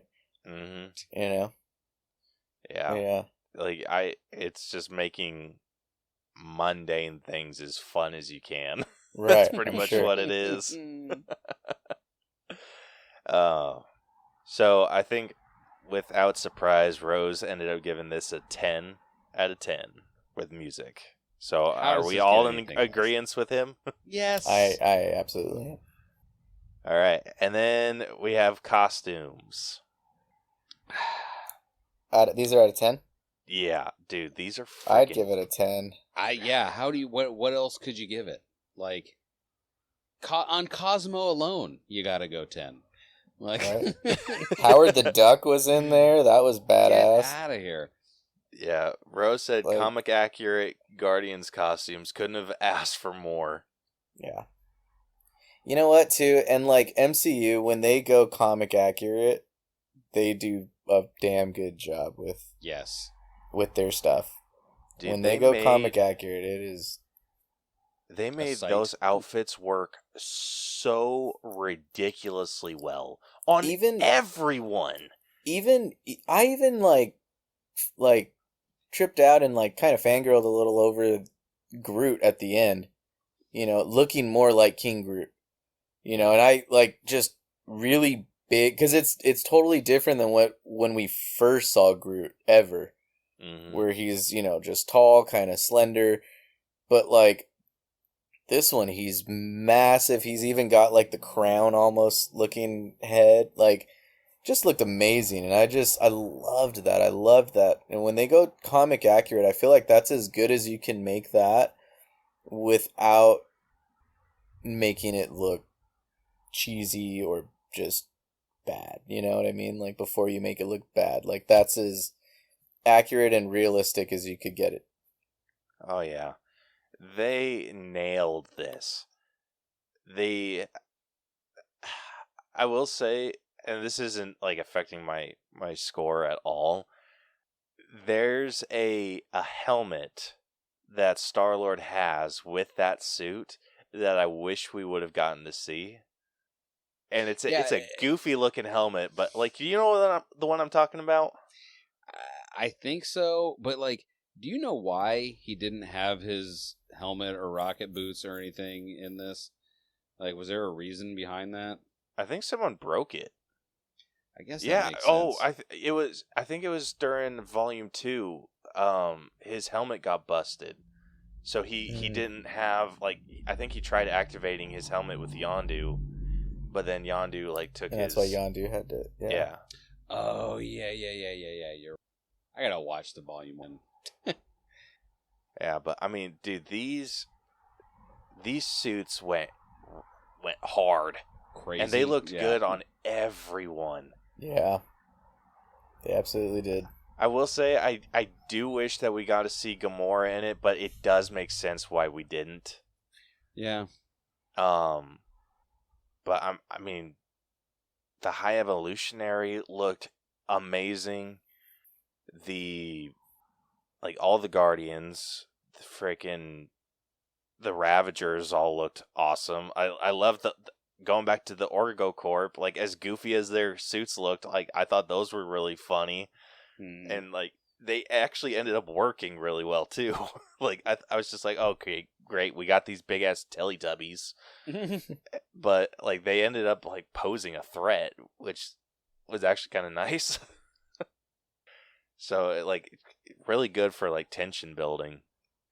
But freaking amazing costumes. So I think again, without surprise, Rose ended up giving this a 10. Same. Don't be the asshole, Caleb. Don't. I'm not going to be the asshole on this one. Even if I wanted to be, majority rules on this one, because it kind of music and costumes has to be a unanimous decision. Gotcha. Or if it's not a unanimous decision, it usually gets rounded down. But yeah, I'm not going to be the asshole on this one. All right, last up we got personal scores. So Rose left his first, so I'll read that off real quick. James Gunn has created one of the best trilogies I've ever seen. This third movie is the perfect send-off to these amazing characters that we have grown with over the years and have taken a special place in our hearts. from the heartbreaking backstory of Rocket to the emotional roller coaster of the final act. This third movie nails everything it sets out to do. This is a perfect trilogy in my eyes. And he gave it a 96. All right, come on, Rose. Listen, I know you've left this earthly plane. R.I.P. the goat. But come on, all that 96. Like, I agree with everything you said, but give it 100. It deserves 100. I'm giving it 100, by the way. Okay. I don't have a well thought out soliloquy to give you at the end. I feel like I've said, I don't know what more I can say about this movie other than I love it very much. Like, this is, I don't think this is my number one MCU movie, but this is in the top 5, floating around in there somewhere for sure. Oh, absolutely. It's definitely sitting there for me too. What are you thinking, Vic? I'm sitting at a 98. I'm sitting at a 98, and I think the reason I am is what the MCU has been throwing at me lately is a lot of goodbyes and a lot of send-offs. Like from Endgame on, like, has been nothing but send-offs with Iron Man, Captain America. It's just like, and then with this, it's not so much like well, I guess it is. It's a disbandment of the original group. You know what I mean? And it's, for me, it's like, man, they did it. They did it so well.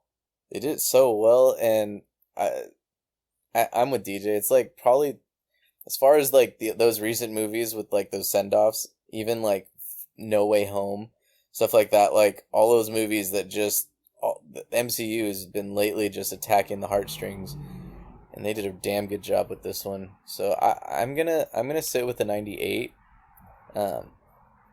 But damn, this was definitely one of the better, more recent films that have come out in this phase, for sure, hands down. Dude, so how far under Eternals are you gonna put this one, Caleb? All the way under. Yeah, so I'm going to be giving it a 97. I think that's around what I gave No Way Home. I loved this movie. It was such a freaking blast. Like, every heartbreaking moment just hit with a freaking fiery passion, it felt like. And I had a great freaking time with this movie. Seeing the Guardians in action, like the original 5 plus, like, throwing in Mantis and Nebula into the mix, like, it was a great watch. And seeing them in some killer outfits. And I think something that I really appreciate about this is that they didn't just throw the outfits on in the last, like, 10 minutes. Like, they were in it for a good portion of the movie, and that was amazing, because I think it's bullshit that we don't get, like, super comic accurate suits or whatever until, like, the very end of the movie. So, like, I really appreciated that we got the killer outfits, and yeah, I just loved everything and anything that this movie was. Like, I think everyone brought their A game to this movie, and it was fantastic. So yeah, I'll be giving this a 97. All right. So that wraps up this breakdown. So going through these scores real quick. Story coming off real strong, sitting at a 95.5. The writing averaged out to a 96. Acting averaged out to a 97.25. The character development averaged out to a 97. The effects are our lowest score, sitting at a 94. Huh. Music is sitting at a 10. Costumes is sitting at a 10, and our personal score averaged out to a 97.75. What is your highest rated movie right now? I'm willing to bet it's this one. Well, before this one. Before this one, it was No Way Home. All right, let's see if we can dethrone the king. How dare you, sir? Yeah, so with all of that, the final All Bros, Untrained Eye, and whatever the hell Vic is doing, the artist formerly known as Crash and Taz. The final grade for Guardians of the Galaxy Volume 3 has come out to an A.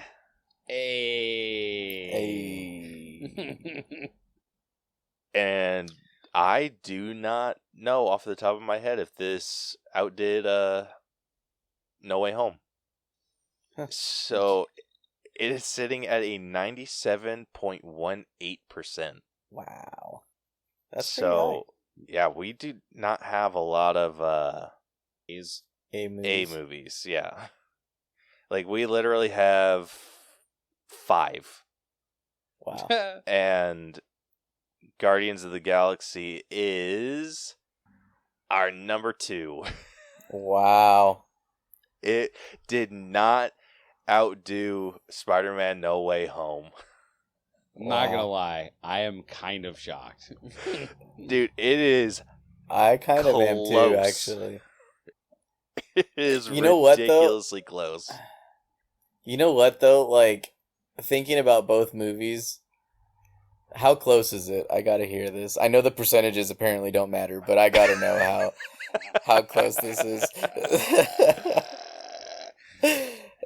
So Spider-Man No Way Home is at a 97.37, where Guardians of the Galaxy Volume 3 is at a 97.18. Wow. So it is ridiculously tight. Like, I'll get an exact number here. Honestly, though, I'm not surprised. 0.19. I'm not surprised, though, because that's, like, both of those movies, thinking about both of them off the top of my head, put me in the same vibe. Yeah. Like, hands down, put me in the same vibes as far as send-offs, as far as the emotional,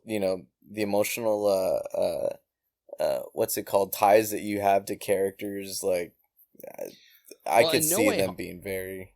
No Way Home had the benefit, too, of being, like, not just a send-off for the MCU. Well, I mean, I say a send-off for the MCU Spider-Man, but you know what I mean. But, like, yeah, the ones that were brought into the fold as well with Tobey Maguire and Andrew Garfield is, like, that was unexpected. Like, as much as we all wanted it to happen, like, I think it was kind of a far-fetched idea that we were like, I don't know if this is really going to happen. Right. And they kind of got their... I don't know about happy ending, but they definitely got more of a justified ending than they got initially. That's a nice way of putting that. A justified ending. Maybe not a happy ending, but a justified one. So comparing the two, like looking at their score, Spider-Man No Way Home did better on story, writing, and our personal score. By, like, barely. Like, did you join us on No Way Home? I'm pretty sure you did. I'm pretty sure I did. No, I think what happened... No, I know what happened with that one. I think I may have missed it, but I sent in my scores. I think it was that one. Okay. That sounds right. Because I remember where I was when we were supposed to record that, and that was yeah. I think I remember that one. So. Yeah. So if anyone's upset, you can blame Vic. Yeah. But yeah, so I will just real quick. I'm gonna throw this in our MCU. Well, what ranking. naturally did it get above? Above? Before it goes. Oh, okay. Yeah. Yeah, before this gets... So, like I said, it's only below Spider-Man No Way Home, but it is above Bohemian Rhapsody, Yes. which is at a 95. It is above The Ballad of Buster Scruggs, which is at a 94.62. It is above Avengers Endgame, which is at a 94.06. Did you guys do that, or was that a send in? I think we did that. Okay. I think we did. Yeah, I know we split that one up into 2 parts because back then we cared about if it went over 3 hours. Yeah, so our Endgame breakdown, was split into 2. So, yeah, Vic was on that one with us. So that's all the A movies. Getting into A-, it's above War of the Planet of the Apes and Room. Ooh. I gotta tell you, I never knew what the Ballad of Buster Scruggs was, but I've started seeing, like, for whatever reason, TikTok has started showing me clips of it, and it's A, nothing what I thought it was, and B, I have to watch this movie now, because I don't know what I thought it was, but it is not what I've been seeing. Just go in expecting the unexpected with that one, but it's a good movie. Yeah, it is. It's a damn good movie. So I'm gonna do a little bit of. Also, might I recommend Tusk? Dude, Tusk is all time. If you have not done Tusk yet, you should do Tusk. We have done Tusk. We have done Tusk, yeah. What a great movie. Sorry, I'm trying to get these. Are you scores. piping Rose in? Is this what's happening? Are you scheming again? You are still recording. No, I'm trying to figure out the.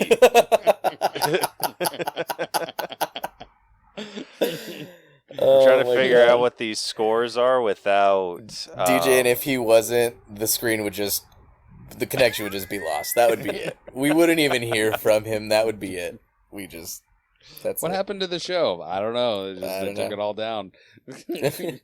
Every episode. It's all gone now. It's all gone. They never heard from them again. Tell me the numbers. So just like the movie, guys, just like the movie listeners, all you bros out there, just like how they said that it was Rocket's story being told the whole time, and he became the leader. This is just us revealing to you that this has been my show now the whole time, and I am now the main bro. And yeah, the show is changing from the all bros to the main bro, to the main the almighty bro, featuring DJ and and others who missed the entire surprise at the beginning of this entire. Oh my gosh! Sorry, I'm just trying to buy you time. That will wake me up at night for the rest of my life. Hey, listen. Honestly, for the rest of your life is too much. Like, give it for a month, I would be happy. For at least a month, I'll be happy if it bugged you that much. Not the rest of your life. Dude, like, no joke, there's shit about, like, 2nd grade that I still, like freaking twitch about. Listen, we got to experience it. That's all that matters. That's true. Okay? That's true. Again, it was perfect timing, though, because I was just telling Caleb. I went on like a 15-minute diatribe about how I was can't remember a time I was. Can you so describe mad. Can you describe his face? Because I hadn't yet joined on the video chat yet, so I was going off of you, just noticing that something was wrong. Well, because for the folks at home, I'm going to take my glasses off now. And story time. I'm going to let you know that I thought I said something wrong because Caleb just covered his face.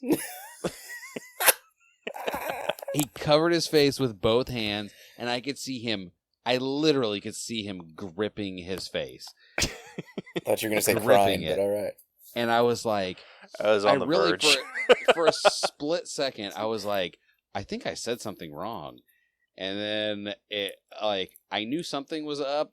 And when I was like, hey, is everything? And he's like, no recording. Dude, my heart has never gone so far out to someone what would you say? Like maybe the first 7 minutes. I mean, you went through the whole intro and everything. Like, I know. I'd say top 7 minutes, maybe the first 5 minutes of conversation in that entire. I don't know. That was amazing. That was hilarious. I'm just glad that it's not just me, because you know how many times I did that on Crash and Taz's movie Cellar? Like, I can't tell you how many times we'd be sitting there, we're talking, and then I'm like, well, shit, Taz, guess what? We're starting that all over again, and you need to act surprised. Oh, dude, that made me want to jump and like out the window, like head first, and hopefully snap my neck. How tall is your? How high is your window? Hold on. Like barely. I'm in a freaking single wide trailer. That's what I told Caleb.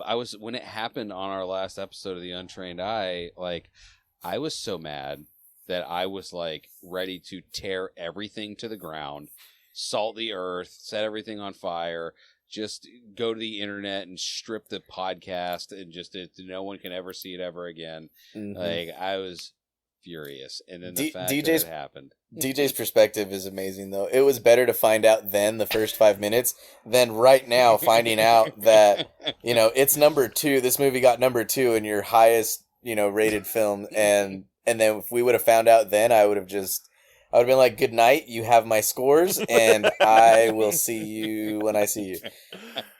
Oh man. All right, so our new MCU ranking, starting off at so these are only the ones that we've scored. This is not like in total. And like I said, this is only like phase 3 and up. So, we know number 1. Yeah, number 1 is Spider-Man No Way Home, followed real close by Guardians of the Galaxy Volume 3.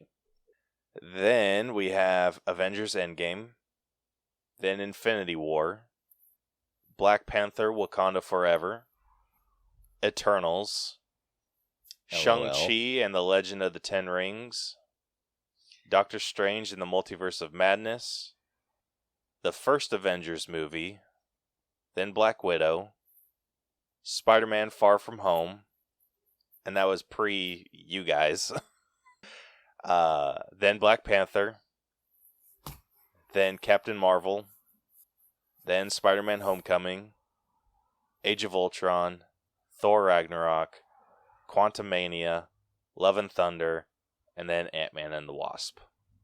Wow. So wait, the Ant-Man movies are now in, like, fighting for last place, is what you're telling me? And Ragnarok is that far down? Dude, I freaking rip Ragnarok a new asshole. Wow. Did you see Thor Love and Thunder? Or not? I did. I did. But, I mean, if this is in comparison to all the other Love films, and Thunder's second to last. No, I mean, that's fine. I'm talking about Ragnarok. I think that was a really great Thor film, but I don't know. Did you not like Ragnarok? I hated. Really? Well, not totally. Like the Thor stuff, I guess was fine. I hated the only reason stuff. I hated the Hulk stuff. I knew it. I fucking knew it. I knew it. I forgot you're a Hulk guy. But listen. The lowest. So Ant-Man and the Wasp is our lowest MCU movie, and it got a C. Okay. So, and that's like the lowest. Even Love and Thunder got a B-. Wow. All right. That's Love fair. and Thunder got a B. That's not fair. Love and Thunder should not have got a B-. What's the percentage? What's the percentage of this B-? 80.2. See, look it's barely a B-. That's fair. I don't care what anyone says about the percentages and them, meaning shit, but I think that speaks volumes. Yeah, Love and Thunder. I don't know. I hate. One thing I have grown to hate in a movie is when they lean too far into the cheese. And when that movie ended with, I'm love and I'm thunder, and together we're going to take over the universe. Like, ugh, don't.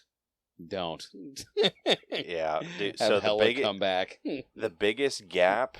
So between the Ant-Man and the Wasp and Love and Thunder is 7%. Then it's 3% between 3% between Love and Thunder and Quantumania. Less than 1% difference to Ragnarok. 1%, 2%, less than 1, 3% between Captain Marvel and Black Panther. Less than 1, less than 1, less than 1, still less than 1. 1% between Doctor Strange and Shang-Chi. 1% between Shang-Chi and Eternals. Less than 1, 2% between Infinity War and Endgame. And then 3% between Endgame and Guardians. I will say that it's kind of wild to me that Guardians is above Endgame and Infinity War. Like, to me, it kind of it shows like how hard it is really to take all of those properties and bring them together and make a cohesive movie where everyone gets their time to shine, gets what they need to get out of it. And it's even hard to do in 5 hours or however long those movies are combined. Yeah. That volume 3 clearly did very well. Yeah. Yep. And it, like you said, well deserved here. So anyway, what do you got to say about that, Brucker? Yeah. Huh? So that wraps up this week's breakdown. So a big thank you and shout out to DJ and Vic for joining me on this episode. Vic making his grand return to podcasting. We'll see. We'll see if it's a return. It may just be just showing face kind of thing. We'll see. Well, that's Hey, listen, bullshit. the guest spot is still showing back up. No, I will say this. If I do have a friend that has had some podcast ideas, and we'll say given recent life events, it has sparked it has pushed me to kind of utilize my creative side again, or at least wanting to. So we'll say I'm on the cusp of like maybe actually doing that, so you guys would be the first to know what happens and how that winds up turning out. So if I wind up podcasting again, you guys would definitely be the first to know. So Dude, and you're cool. Dude, and you're cool. Oh man, do I want to be that cool? That's too cool. Yes, podcasting is a drug. It is. It's not done with you. No, you're right. It is, man. I remember. I remember when I was doing that, and I'd be like, telling the ex, all right, going upstairs, gonna record, shouldn't take too long. 3 hours later. Well, that went longer than I thought, but it was a Marvel movie after all, and she would just be like, okay. Like, I would always feel bad. She's like asleep on the couch, and I'm upstairs in the bedroom, like, recording and stuff. Like, well, All right, well, with that, would you like to tell everyone, or would both of you guys like to tell everyone where they can find you and all that you do if you do that sort of thing? Vic? like I said, we'll find out. I'll find out what's going on with that, and if I'm convinced to get back into podcasting and like put in that work again, I'll definitely be letting you guys know. But right now, I don't have anything unless you guys just want to follow me. Just, I don't know, make me like Instagram famous or something. I don't know. I'm that nerd crash with underscores in between each word. So that nerd crash. I don't know. Let's get that Instagram money. And DJ? Yes, me. I am at Untrained Eye Pod everywhere. I do a podcast called The Untrained Eye with my wife Bethany. It's very good. You should listen to it. It comes out semi-annually. There was no episode this week, but life gets in the way sometimes, and we are recording. Just give us a chance.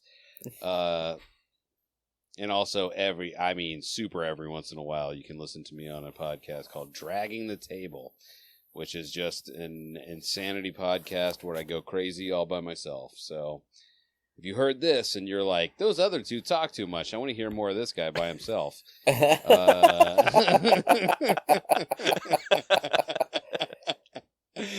Then Dragging the Table is for you. I don't recommend it, but I can't account for anyone's taste. All right. Well, I will put links to everything that DJ does. There we go.